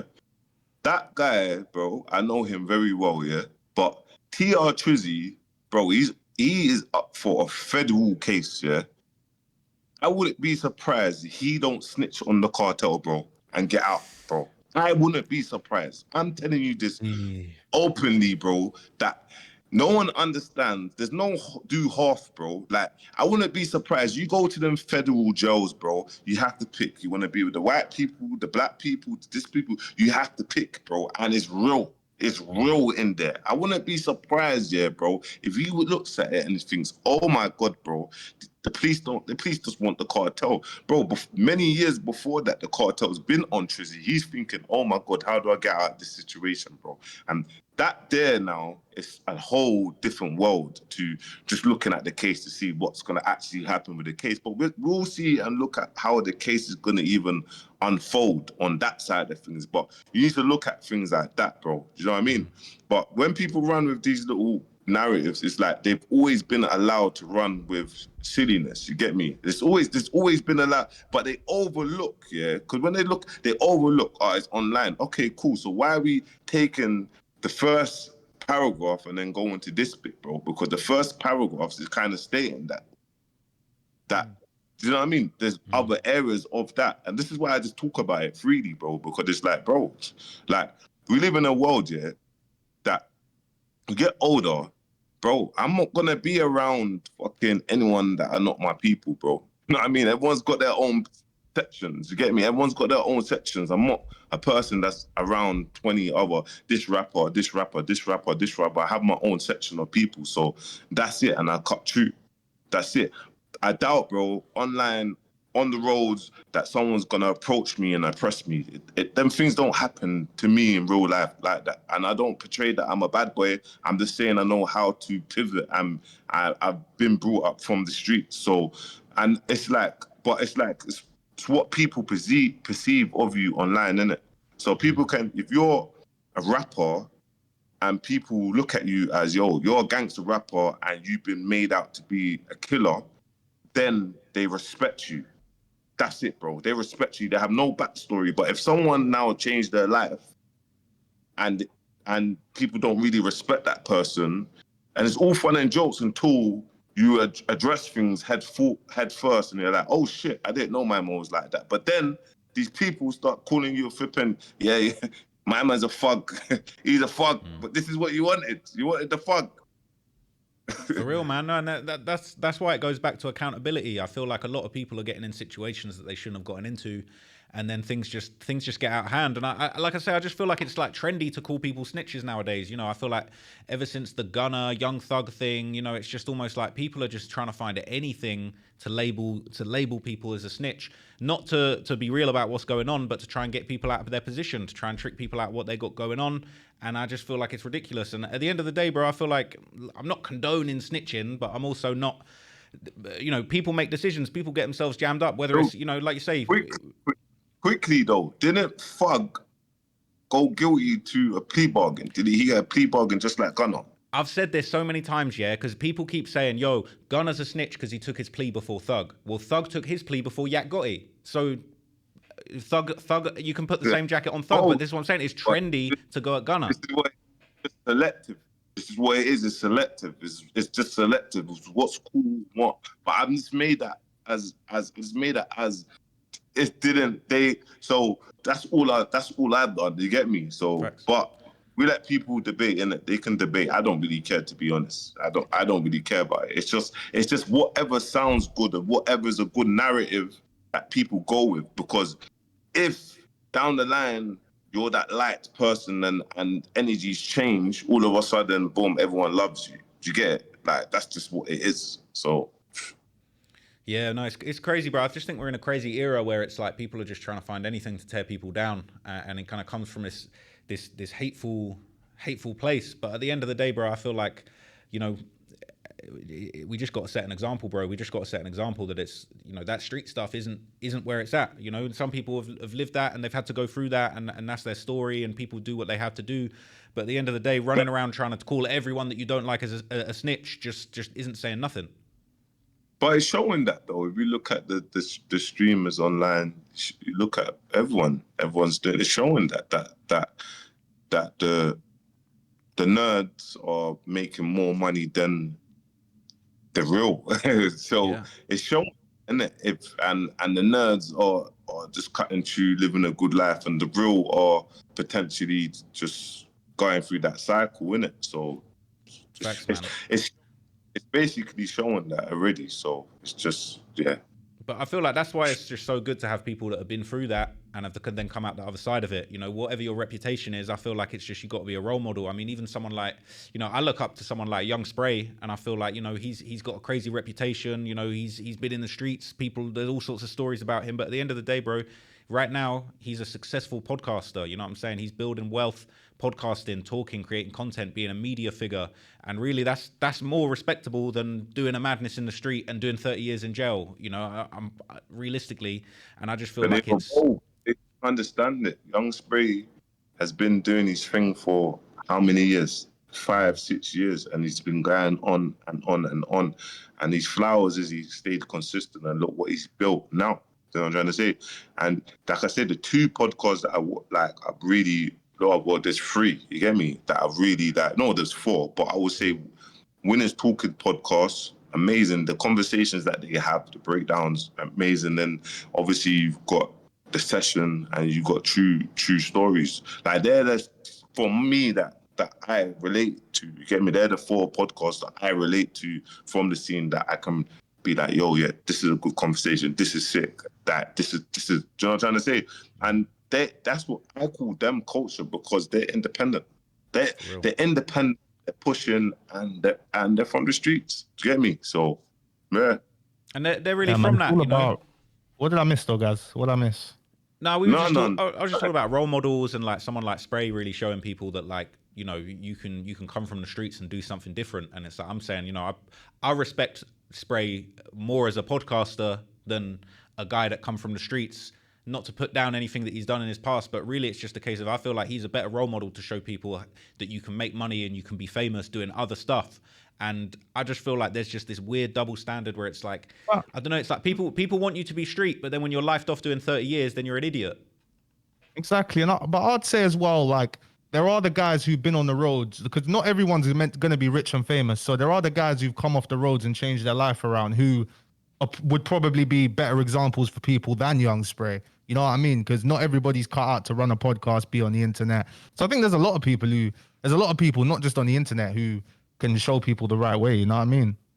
No, 100%. A lot of people. You know, a lot of people as well who've come off the roads that would be good examples for people on the roads to come off the roads. No, 100%, 100%, 100%, and yeah, 100%, man. Me, I use my social media, my YouTube right now as my therapy, and I just keep it going. And do you know what I mean? Consistency in it. In 2-3 years, we'll look at this. We'll have this conversation. Look where we started. Now look at this. Look where we are now. So facts, man. Do you guys both feel like you're further ahead than you thought you were going to be? Because it's like, I feel like I remember seeing you guys first start popping off, speaking to you guys, and it's almost like I feel like you guys have shot up even quicker than anyone could have expected. Can't even imagine 2-3 years time, the levels that we're going to be in, it's just going to be crazy. Like, do you guys feel that? Yeah. Do you know what? Go on, Tankz. Go on. I think it's all been part of the plan. I knew this was like, my whole life I've had a vision and I've executed and I've got there. Whenever I have a vision, I'll do it. This was always the vision. I'm in the process of generating another vision, and I know I'm going to get to that point. You know what I mean? Definitely not. I'm not really surprised. You know what I mean? To be completely honest, I'm not really surprised. What about you, I think for me, obviously when I started, it was just like, I think I was getting like 150 views, 350 views, and I just kept on going. People was laughing. You know, like they always laugh at you, innit? Like when you start, they always laugh. Oh, you're a washed up guy, and then energy's changed. But I haven't really, you know, when you don't like, I haven't deeped that I'm doing anything that I don't really know YouTube, like how YouTube works like that. Do you know what I mean? I just know, like, I'm just grateful, but I'm not, in my head it's just like, I haven't realized, I just know, okay, in 2-3 years, it's gonna make sense. In 2-3 years, you just keep on doing it, it's gonna make sense. I don't over try it. When I do my videos, I just piece it together, listen to this, and give you my intake of how I see things. So I'm saying, but I always wanted to do authentic content. So I was just like, one thing, I was just like, look, let me just do authentic content. Yeah, I'm gonna put effort into my thumbnails, but I'm gonna do authentic content. And I wanted the supporters and people that's viewing in to appreciate the authentic content, because when I now start doing proper edits, you are gonna love the proper edits because you appreciate the authentic content. Because do you know what I'm trying to say? So, but I'm just grateful, man. I'm just seeing how it goes. Obviously, the space here is a whole space, so we're gonna be live streaming, and there's loads of American artists and this artist and this artist that fly in. So I'm gonna use this space when I'm live streaming properly and it's popping off. You never know, you might see a future here. Do you know what I mean? You never know, you might. So that's the direction of having, and kind of going down like a little bit of like the Kais and that route. But obviously we've got everything in the villa, so the IRL streams in the villa, etc., etc. So yeah, exciting times, man. Exciting times. I just wish you weren't in Dubai, man. Fuck it all, because I could never pull up on the stream, man. Because you get me. Hmm? You don't like the pie. Nah, man. Even bro, I'm even seeing like because I've spoken badly about the place, I could actually get arrested if I go there. What do you think about that? I don't know, man. You're good, man. I think you're good. You I get think me? I'm good. You reckon I'm good? Yeah, you're definitely good. You get me? You're a man with a mask on. You're good, man. But then next thing you got me, what's that jail called? Al Barsha jail or something. They got me up in there, bro. Next thing I know, once I cross the Over here, border, man. over here, you just need to be. You can't be. They're not like the UK. Can't just say anything. You know what I mean? You can't say anything. If I get wrapped up, if I get bagged and I come there, I know Bouncer got the connections to get me out of there anyway, man. So it's all good. We say Come no on, man. Bouncer. Anytime you go, like, I don't think I've ever seen you in like America. Have you ever gone to America? No, but I am planning soon, man. I'm planning to Mm. to link up with the boy Trap. You get me? So I'm gonna look into that. I'm planning. Um, but yeah, I'm planning. I'm planning to Mm. do that.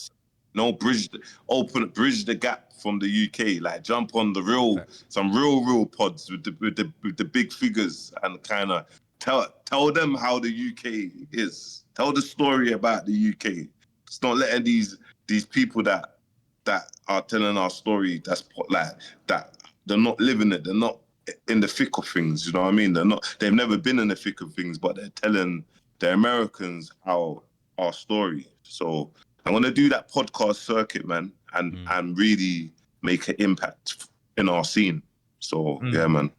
Because I see even Traplo Ross, you were on the podcast with Mimi the other day, innit? Yeah, I brought Mimi through to No Jumper, man. That was fun, man. It was a good little environment. It was like all the Long Beach Crips and then me and Mimi, but she was holding her own, man. It was cool. Like, obviously, I know her from the FYI podcast in the UK.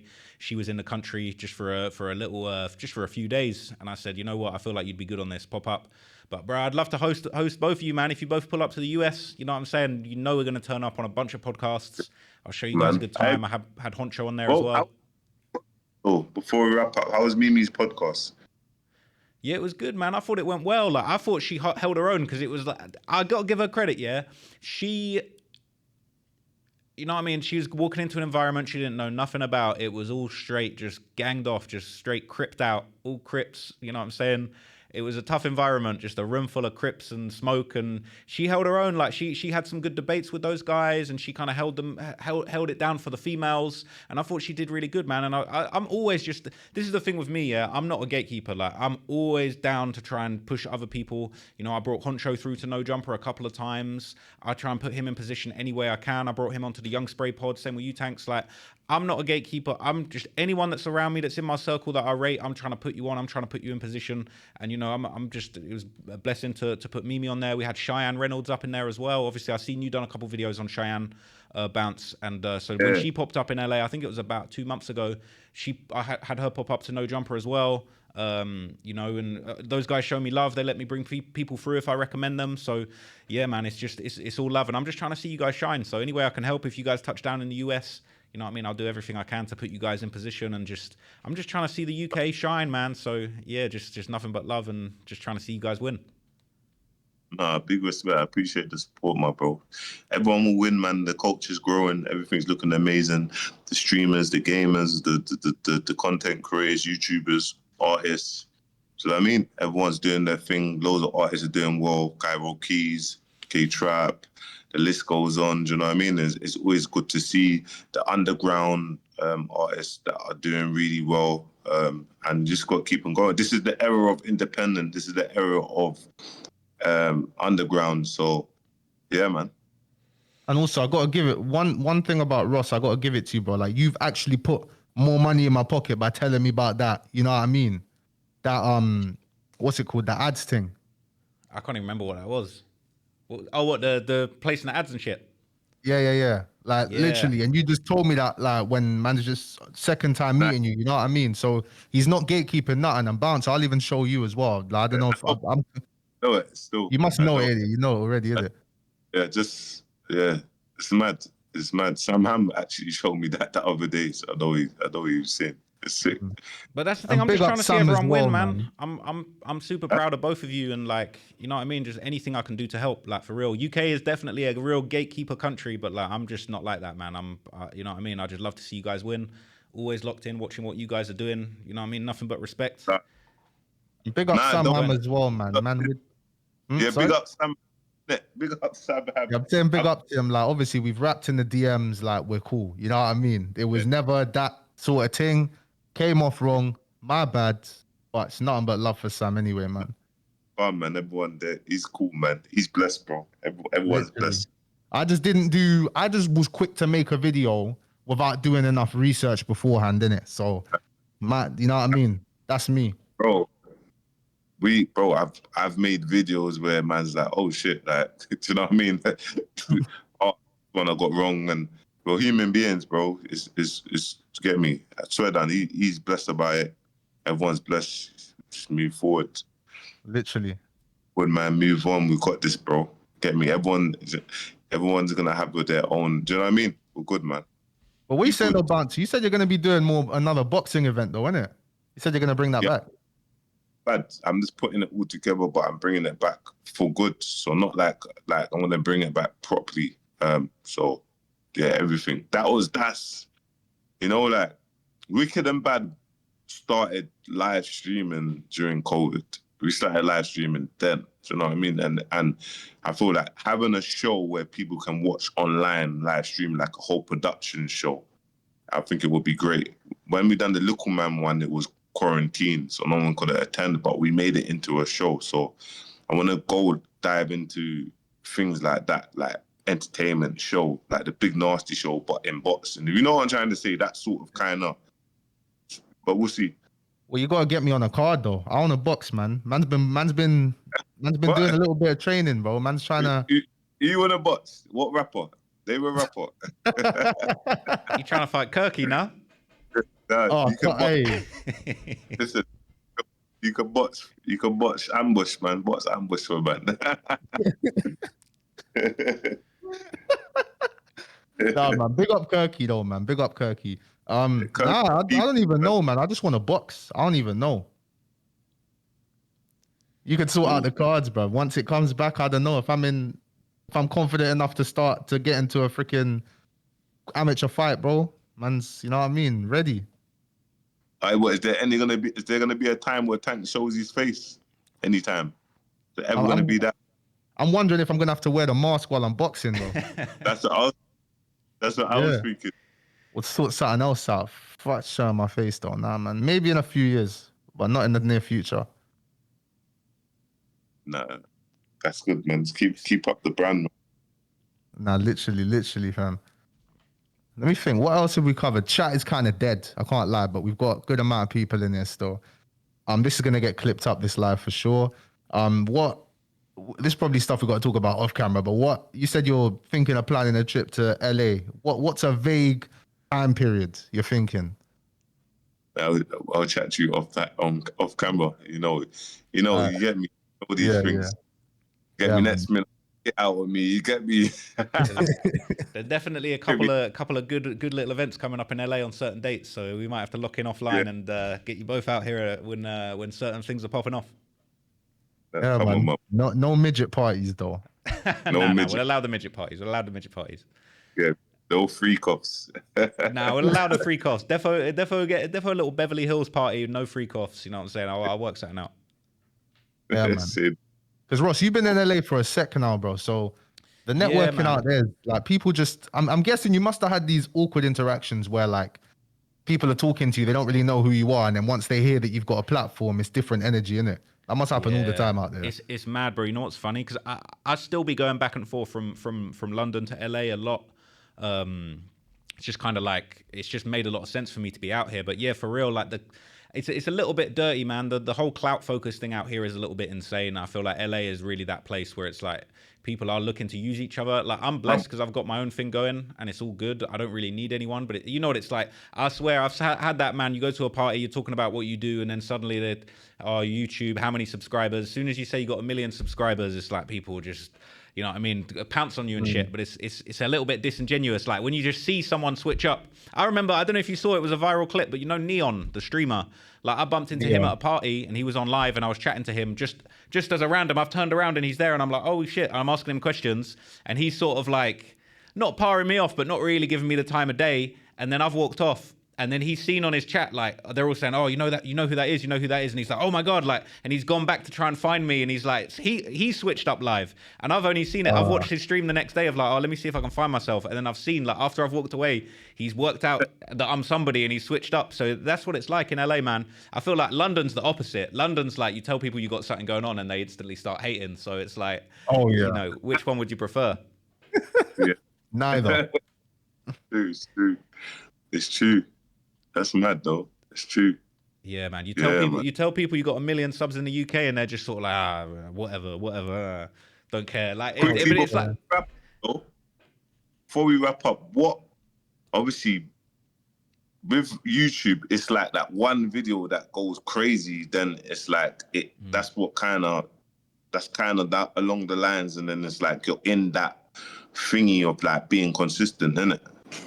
Yeah, facts, man. I would say, like, I feel like I've really enjoyed watching you guys recently because I've seen you've both had a couple moments that have gone crazy. Obviously, the ambush, the top 5 situation. There's just been a couple things going on, and I think what it's all about, is it's like you put yourself into position so that even if you're making content and it's not really running up too much, it's like you guys, we're all in the position now so that when something crazy goes on in the scene that everybody wants to know about, it's like we are the guys. Then suddenly you got a few 100,000 people rushing in. They say, I want to hear what Tankz has to say about top 5, or I want to hear what Bouncer has to say about ambush, or whatever. So you just never know. So it's like we're so established now that you just never know, bro. Like, give it a few months, there'll be some crazy piece of news that will be the perfect people to break down, and just suddenly it's viral. You know, I've been blessed enough to have a few of those moments. Obviously, King Von was really my biggest moment, but like before then, I'd had really big moments when the Fulio Who I Smoke song was viral. That was a huge moment for me.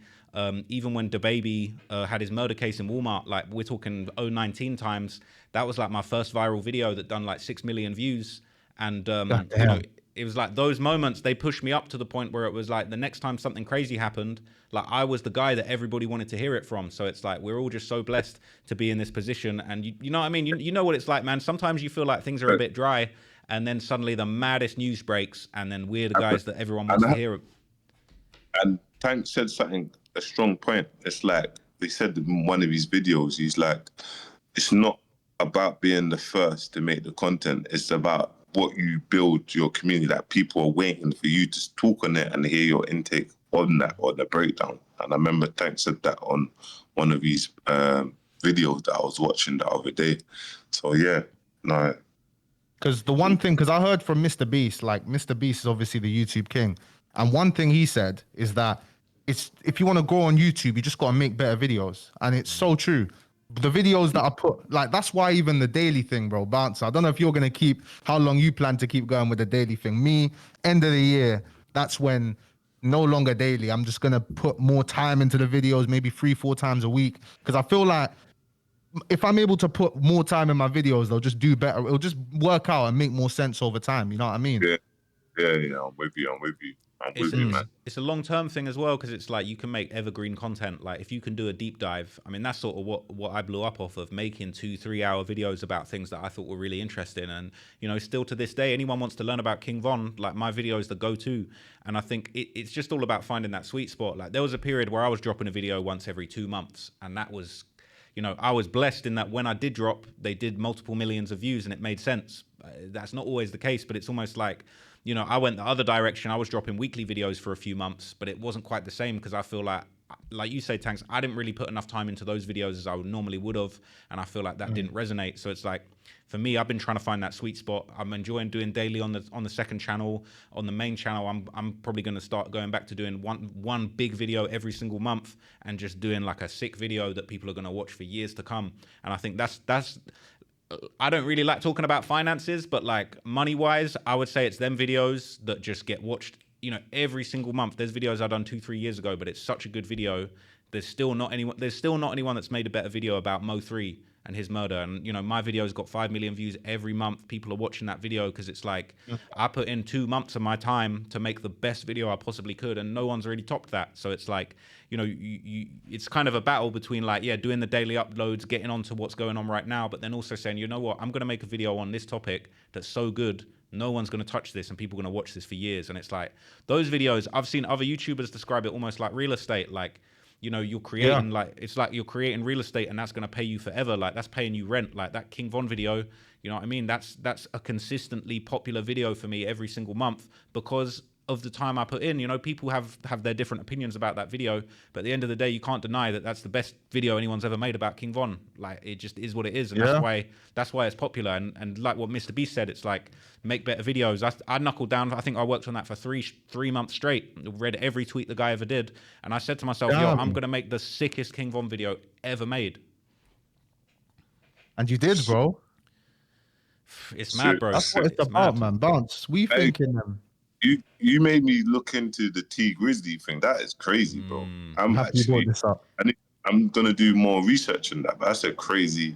Crazy. I'm not gonna lie, bro. Yeah, the news broke on that. Yeah, and I heard other people talking about it, but I hadn't looked into it yet. And I was like, ain't no way that he lined up his auntie. And then I've started watching other people's videos about it. I've looked into it a little bit deeper. I'm like, yo, some of this is looking crazy. Now look, I'll say I still haven't seen definitive evidence that he made this play happen, but there's a lot of really weird unanswered questions.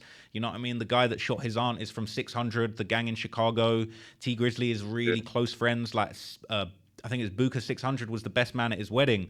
So there's a lot of really strange stuff, and a lot of people in America are thinking the T Grizzly Rico is about to drop, but I'm still doing my investigations into that one. I'm probably going to do like a full Detroit gang street breakdown. I'm probably going to spend a whole month looking into T Grizzly and all these Detroit man, Sada Baby and all of that. But yeah, it's looking like a crazy situation, man. I had never heard of anybody getting their auntie killed, but we're going to find out if that's true soon, man. Yeah. So what do we know?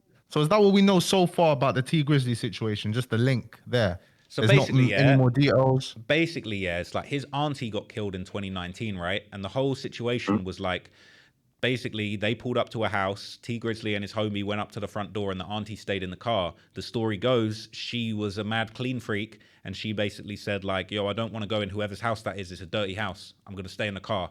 And suddenly a shooter's pulled up, opened the door of the car, and shot in. And T Grizzly, straight away, he's making a song the next month, tribute to his auntie, but he's talking about, they came for me. You know, they knew, like, saying little things that just almost like too many details, like saying like, how did you kill my auntie even though you knew it wasn't me?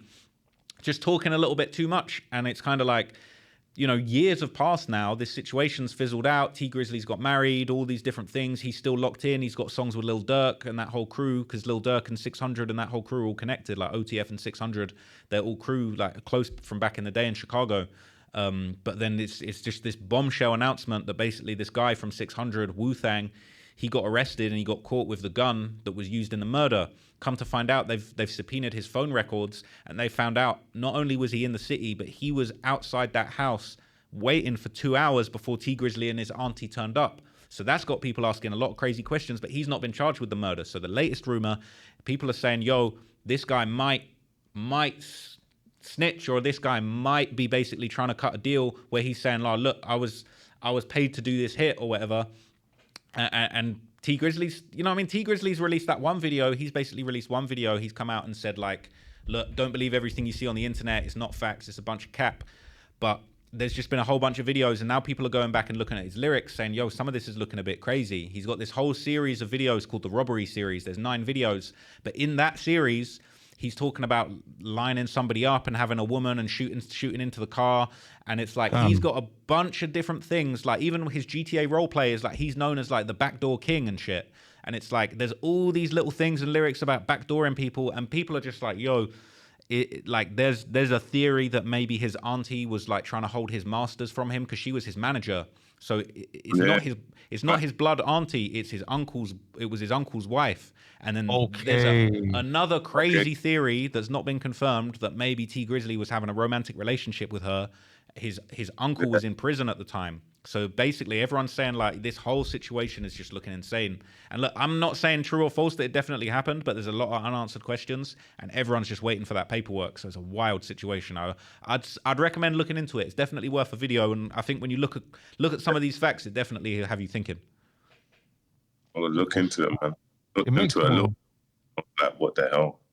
Nah, it makes more. It makes more. It doesn't make sense, but because first saying is, if it was his blood auntie, I'd be like, yo, but because it's his auntie by marriage, it's a bit more feasible. You know what I mean? That's the thing. I was saying that in my video. I was saying like, look, I mean, there's obviously the murder, but then there's this theory that there was some kind of romance between them, right? And the reason why people think that is because there's some it's not DMs, it's comments on Instagram that they're public, but it's like she's got comments of just, you know, being like, oh, you know, I'm so busy. Like she's got some comment where she's like, oh, I'm so busy with managing T's career, like I ain't got time for a man. And then like he's in the comments like, oh, you don't need a man like when you got me or something like that. And so people are like, yo, that's looking a bit mad. And then it's like when you find out, okay, it's not his blood auntie, it's actually his uncle's missus, then that starts making you think, okay, like that's a little bit more feasible. But the situation's crazy, bro. And the uncle's in jail. That's the thing. Yeah. But then that's why it's even more mad. You said guys be fucking with your girl when you're in jail, fam. Guys, like, so can you just imagine your nephew? And they're working together, they're making bread together, and then, but that's why it's crazy, because then come to find out, right, she loses her life, like 4 years later, T Grizzly is getting married to his fiance, and then Booker 600 is the best man at his wedding. So people are saying, or the groomsman, and people are saying, yo, how is that possible, yeah, if it's like, this person is from the same set that killed your auntie, but then you're close with them, you're making songs with them, you're having them at your wedding, it's not adding up. So that's why people think it's a backdoor thing. It's crazy. It's crazy. That's a whole mad thing. But as well, other topics I want to cover as well. There's two things. The one I want to cover is, first off, like, I remember it's been a while now, but you and Fumes are good, innit? You might have come to an understanding, innit? No, I haven't spoken to Fumes, but there's no big respect to what he's doing now. He's with Mixtape Madness. Doing amazing things. I see what he's doing, so good luck to Fumes. Do you know what I mean? I ain't got no issues with him directly. I ain't got no issues with him. All right, and with the Wicked and Bad events as well, I'm taking it back to the Wicked and Bad events. Now, you know, I just read a comment there. There's no point in even bringing it. It's about Young Philly, bro. We spoke about this. I think we spoke about it in the pod when you came here anyway. Yeah. Yeah, it was about Philly was going to be an investor in Wicked and Bad. Yeah. You said. I don't even think you said that on the podcast. I think you said that in your own video. I think. Yeah, he was going to be an investor in Wicked and Bad. Years before this madness, but yeah, man. Now it'll be good. Yeah. I'm excited for Wicked and Bad to come back though. Yeah. I can't lie. It's gonna be a different sort of takeover. I can't lie. It's gonna be very creative. It's gonna be good, man. It's gonna be in Dubai, or you're gonna host it here, or like? Hey, UK and Dubai, but UK. Those gonna go up and down the UK. Birmingham, Manchester, Liverpool, London, Bradford. Do you know what I mean? We're gonna go up and down the UK, and we'll do 1 and 2 over here. But yeah. All right. And how did the talks go as well? The talks, you know, because you did a few public speaking events as well. How did those go? Yeah, it was really good. Yeah, man, they were good. Yeah, man, they went good. When as planned? Yeah. When as planned, went good. Amazing. Yeah, bro. Oh, good. Yeah, my boy. Okay. I just want to make sure we cover everything because this was a good live. I don't know if you guys want to make this a regular thing. Yeah, we'll lock in. Of course, I'm gonna sort out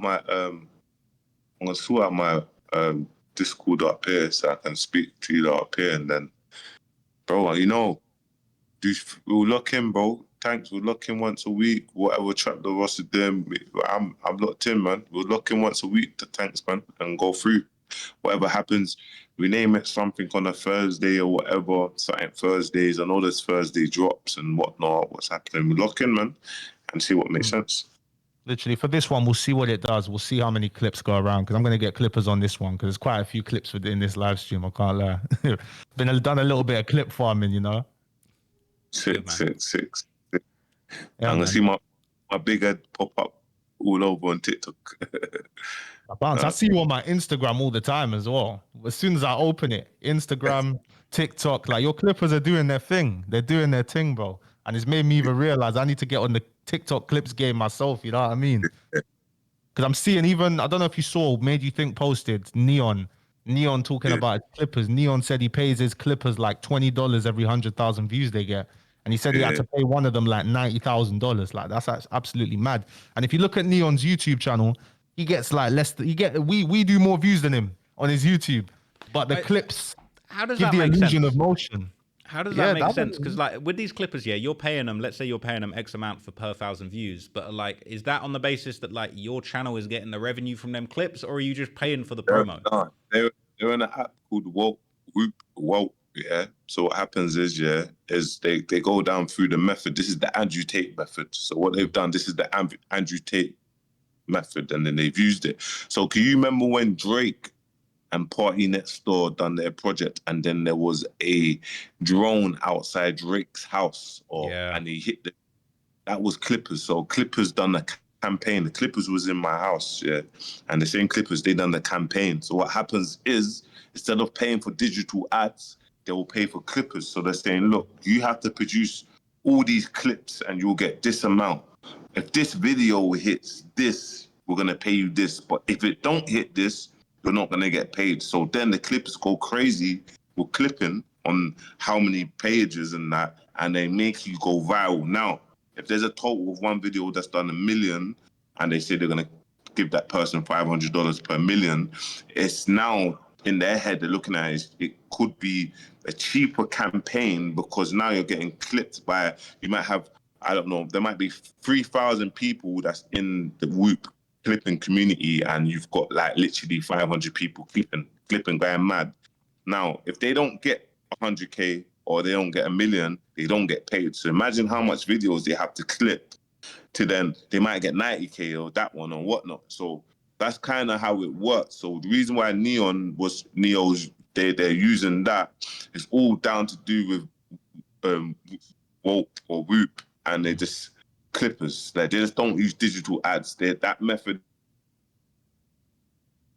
is totally different. So, but it's the Andrew Tate method. That's how Andrew Tate went so crazy because he used that affiliation infrastructure on TikTok. They don't use, obviously they can't post Andrew Tate now on TikTok, but they used that infrastructure. And then he drove people to the Hustlers University, and then the Hustlers University, they had their affiliation link, and that's how they used to make their revenue. So yeah. damn, and what's it called? What's that website called? Because I'm looking now. I'm trying to set that up. WHOOP, Whoop is the app, yeah? Whoop. I thought you were talking about the I know Chaplow Ross got a Whoop thing. fitness bracelet. yeah, it's not one of them. So it's an app called Wope or Whoop, but it's full up of it's the number one. It's the number one for that world. You get me? So Clippers, like, clipping communities were thousands of people, and all they do is there's Clippers all around the world. You got Clippers from Pakistan or India or Africa or the UK, and they are really ready to work. Do you know what I mean? They're ready to like get to work. And what happens is sometimes like, but that's how Drake and Party Next Door done their campaign, bro. Like imagine that, and they accumulated something like 60 million like views from just the drone campaign. You get me? But that brought crazy tension, crazy like PR to the project as well. So yeah. So they'll handle the clipping from the actual thing as well. They'll handle clipping from the video. So what they will do is they will warm up they will make an Instagram, they'll make a TikTok, and they'll warm it up. So how they warm it up now is they will potentially like for a day, every day they will just for a week, they'll warm it up like, so they'll probably go on there, follow some pages, fresh account, and they will like the people in the genre, music or clipping. They will go through posts and they will like, this is how they warm up the pages. So they warm it up properly for them to now start using it to start clipping. So once they've warmed up that actual page, that's then pages start getting some just good numbers. Because sometimes people don't understand that you have to actually warm up your Instagram or your TikTok first before you start running these clipping campaigns. Do you know what I mean? So yeah. I'll tell you this, Bouncer. You talk to a F man, tell them about warming up. They know what you're talking about, bro. As soon as you said warm up, I knew what you're talking about, bro. But nah, love for that. Still, gonna look into that, bro. Cause Oh, yeah, look into it, man. Look into that. It's proper, man. cause live, bro. Even like, I don't know, all these streamer guys, the guys streaming on Kick and that, like, we're doing way more numbers than them on YouTube, but they got more motion because of it's the Clippers, bro. It's literally the Clippers, bro. The Clippers, they're just getting clipped. You get me? Bro. So, but yeah, man, I'm gonna be streaming on YouTube, man. I'm gonna come to more. I'm gonna jump onto more. Just boom. Here's another thing though, Bouncer, as well. Because I've been streaming on YouTube and Twitch here and there for a minute. I don't know whether it makes more sense to just say we're only streaming on Twitch. Yeah, I'm only streaming on YouTube. I said that to Tyrone. You know, I said, bro, like, I'm not a GTA. I'm not a gamer, bro. Like, not that you have to be a gamer, but I think I'm gonna focus on one thing. I show speed focused on one thing, and Yeah. I'm just gonna focus. I'm just gonna stream on YouTube, bro. I'm just gonna stream on YouTube. So I'm thinking, would it be because the YouTube? Sorry, Ross. Just No, to go on, say, you go. add this in before you go, because streaming on YouTube, a lot of people don't like streaming on YouTube. Isn't really the best. Like streaming on Twitch, people are more incentivized to buy subs for you and things like that. So I don't know if financially it makes more sense to be on Twitch. This the main difference from what I understand, yeah. Yeah, go on. Sorry, this the main difference from what I understand, yeah, is that Twitch, you can make more money from your audience on Twitch because you got subscriptions where people give $5 a month. And I think if people, I don't know if it's still going, but it was the case that if you were Amazon Prime subscriber, you could basically subscribe to someone for free. So like people haven't even got to give bread. Like if they're Amazon subscriber, they can subscribe to you and you get money every month from your subscribers on Twitch. But the big problem is you don't have a discovery algorithm on Twitch. So it's really hard for you to get discovered by new people on Twitch. There's not really an algorithm like YouTube where YouTube will push you. Like if you drop a video, it might get pushed to 100,000 people. So on YouTube live stream, from what I understand, you can't make as much money because they haven't got a subscription system, but you get way more reach. So if you're doing a live stream on YouTube, it's getting pushed to thousands of people like it's a video if you're doing the live stream on YouTube. But that's the thing, is like you got to basically grab your audience and bring them over to Twitch where you can make more money over there, but it's not going to get pushed as much. But from what I understand, I think you can do a multi-stream and you can simultaneously stream on Twitch and YouTube at the same time. But obviously they're just there for different reasons. And I've heard some people have made money. Are you doing it now? Yeah. I've got an IRL toolkit dashboard, so that's what it allows me to stream on both at the same time. But what I was thinking, it's not even the money thing. I think on longevity of a personal brand, I feel that YouTube is the best app in the world. It's the best platform, social media platform in the world. I honestly think that YouTube is the best social media platform for long form. So I think if I think that's the best social media platform, let me focus on that first. And yeah, okay, if I get to, God willing, I get to 1 million subscribers, then okay, just now start something else. It will be easier to then make that transition into the Twitch. But I just think right now, I'm just on my come up. Let me just focus on YouTube. Everyone knows I'm dropping on YouTube. Let me focus on YouTube. No, that's facts. Another little trick I've heard from some people that they use is it's like they'll do a multi-stream, yeah? They'll stream on YouTube and Twitch at the same time. And then what they might do is they might go for an hour and then they might say, okay, for the second hour, we're just going exclusively on Twitch. Jump over there, we're going to keep going. And that's how a lot of people are building their audience over on Twitch. That's with the YouTube algorithm. So it's like you're getting everyone in on the YouTube algorithm, and then basically that's what some people are doing. They're saying, okay, now I'm cutting off the YouTube. If you want to really get lit, we're going to go over on Twitch. But the other thing I heard is that I've heard some people, if you get a little bit of motion on Twitch, sometimes what they can do, even if you're not making too much money, if they like you and they want to push you, I've heard of a few creators getting offered deals where they'll basically say, look, we're going to give you like $5-6 grand a month. Doesn't matter how many people are watching you, but you got to put in so many hours. So they might be like, yo, we're going to give you $5 grand a month to do, 4 hours every day or whatever. And if you hit those targets, you'll still get paid regardless of how many subs you got. So I've not done that, but I've heard there's a few different little patterns with the Twitch. So, you know what I mean? There's definitely a lane, but I agree. YouTube is just number one for everything. So like, I'm just YouTube, like YouTube made me, you know what I mean? So it's like, that's really the platform where you can get the most push. Yeah. No, for sure. It's just about thinking, in my mind, I'm just thinking, yeah, what's next now? What's the next step now? Definitely streaming. I can't lie. Yeah, Sure, man. man. It's just draining as fuck, bro. Can't It's lie. It's tiring. That's the draining. only thing. It's so tiring streaming, man. It's draining. Like Bartsy, you did that 2 hour stream, but I rate it. Like that was like your first like YouTube stream recently, and bro, I'm sure you saw how draining it is being live for 2 hours. Like you got to perform for 2 hours, pretty much, bro. Yeah, like do. But we've done one. We've done one now. What's that? Flipping 3 hours almost. Yeah, and I'm tired, but you know what I mean. I'm tired. The guys sleep. It's 1:45 in the morning. So, Damn. And we're not fucking up your pattern, are we? bro, I'm gonna wake up at my pattern. I'm gonna wake up, Fudger, pray Fudger, and then start from 5, bro. I'm out here, bro. That's it. That's it. Yeah, man. Get to work. That's it. Love that. I think that's a nice way to say let's wrap this up now. You know, come on, man. Big respect, man. Thank you for your time. Yeah, appreciate it, guys. Been sick. I appreciate you, Bouncer, man. This is a good live stream. Come on, man. Blessings. We'll talk. All right, Big love, respect. guys. All right, cool. Safe. Peace.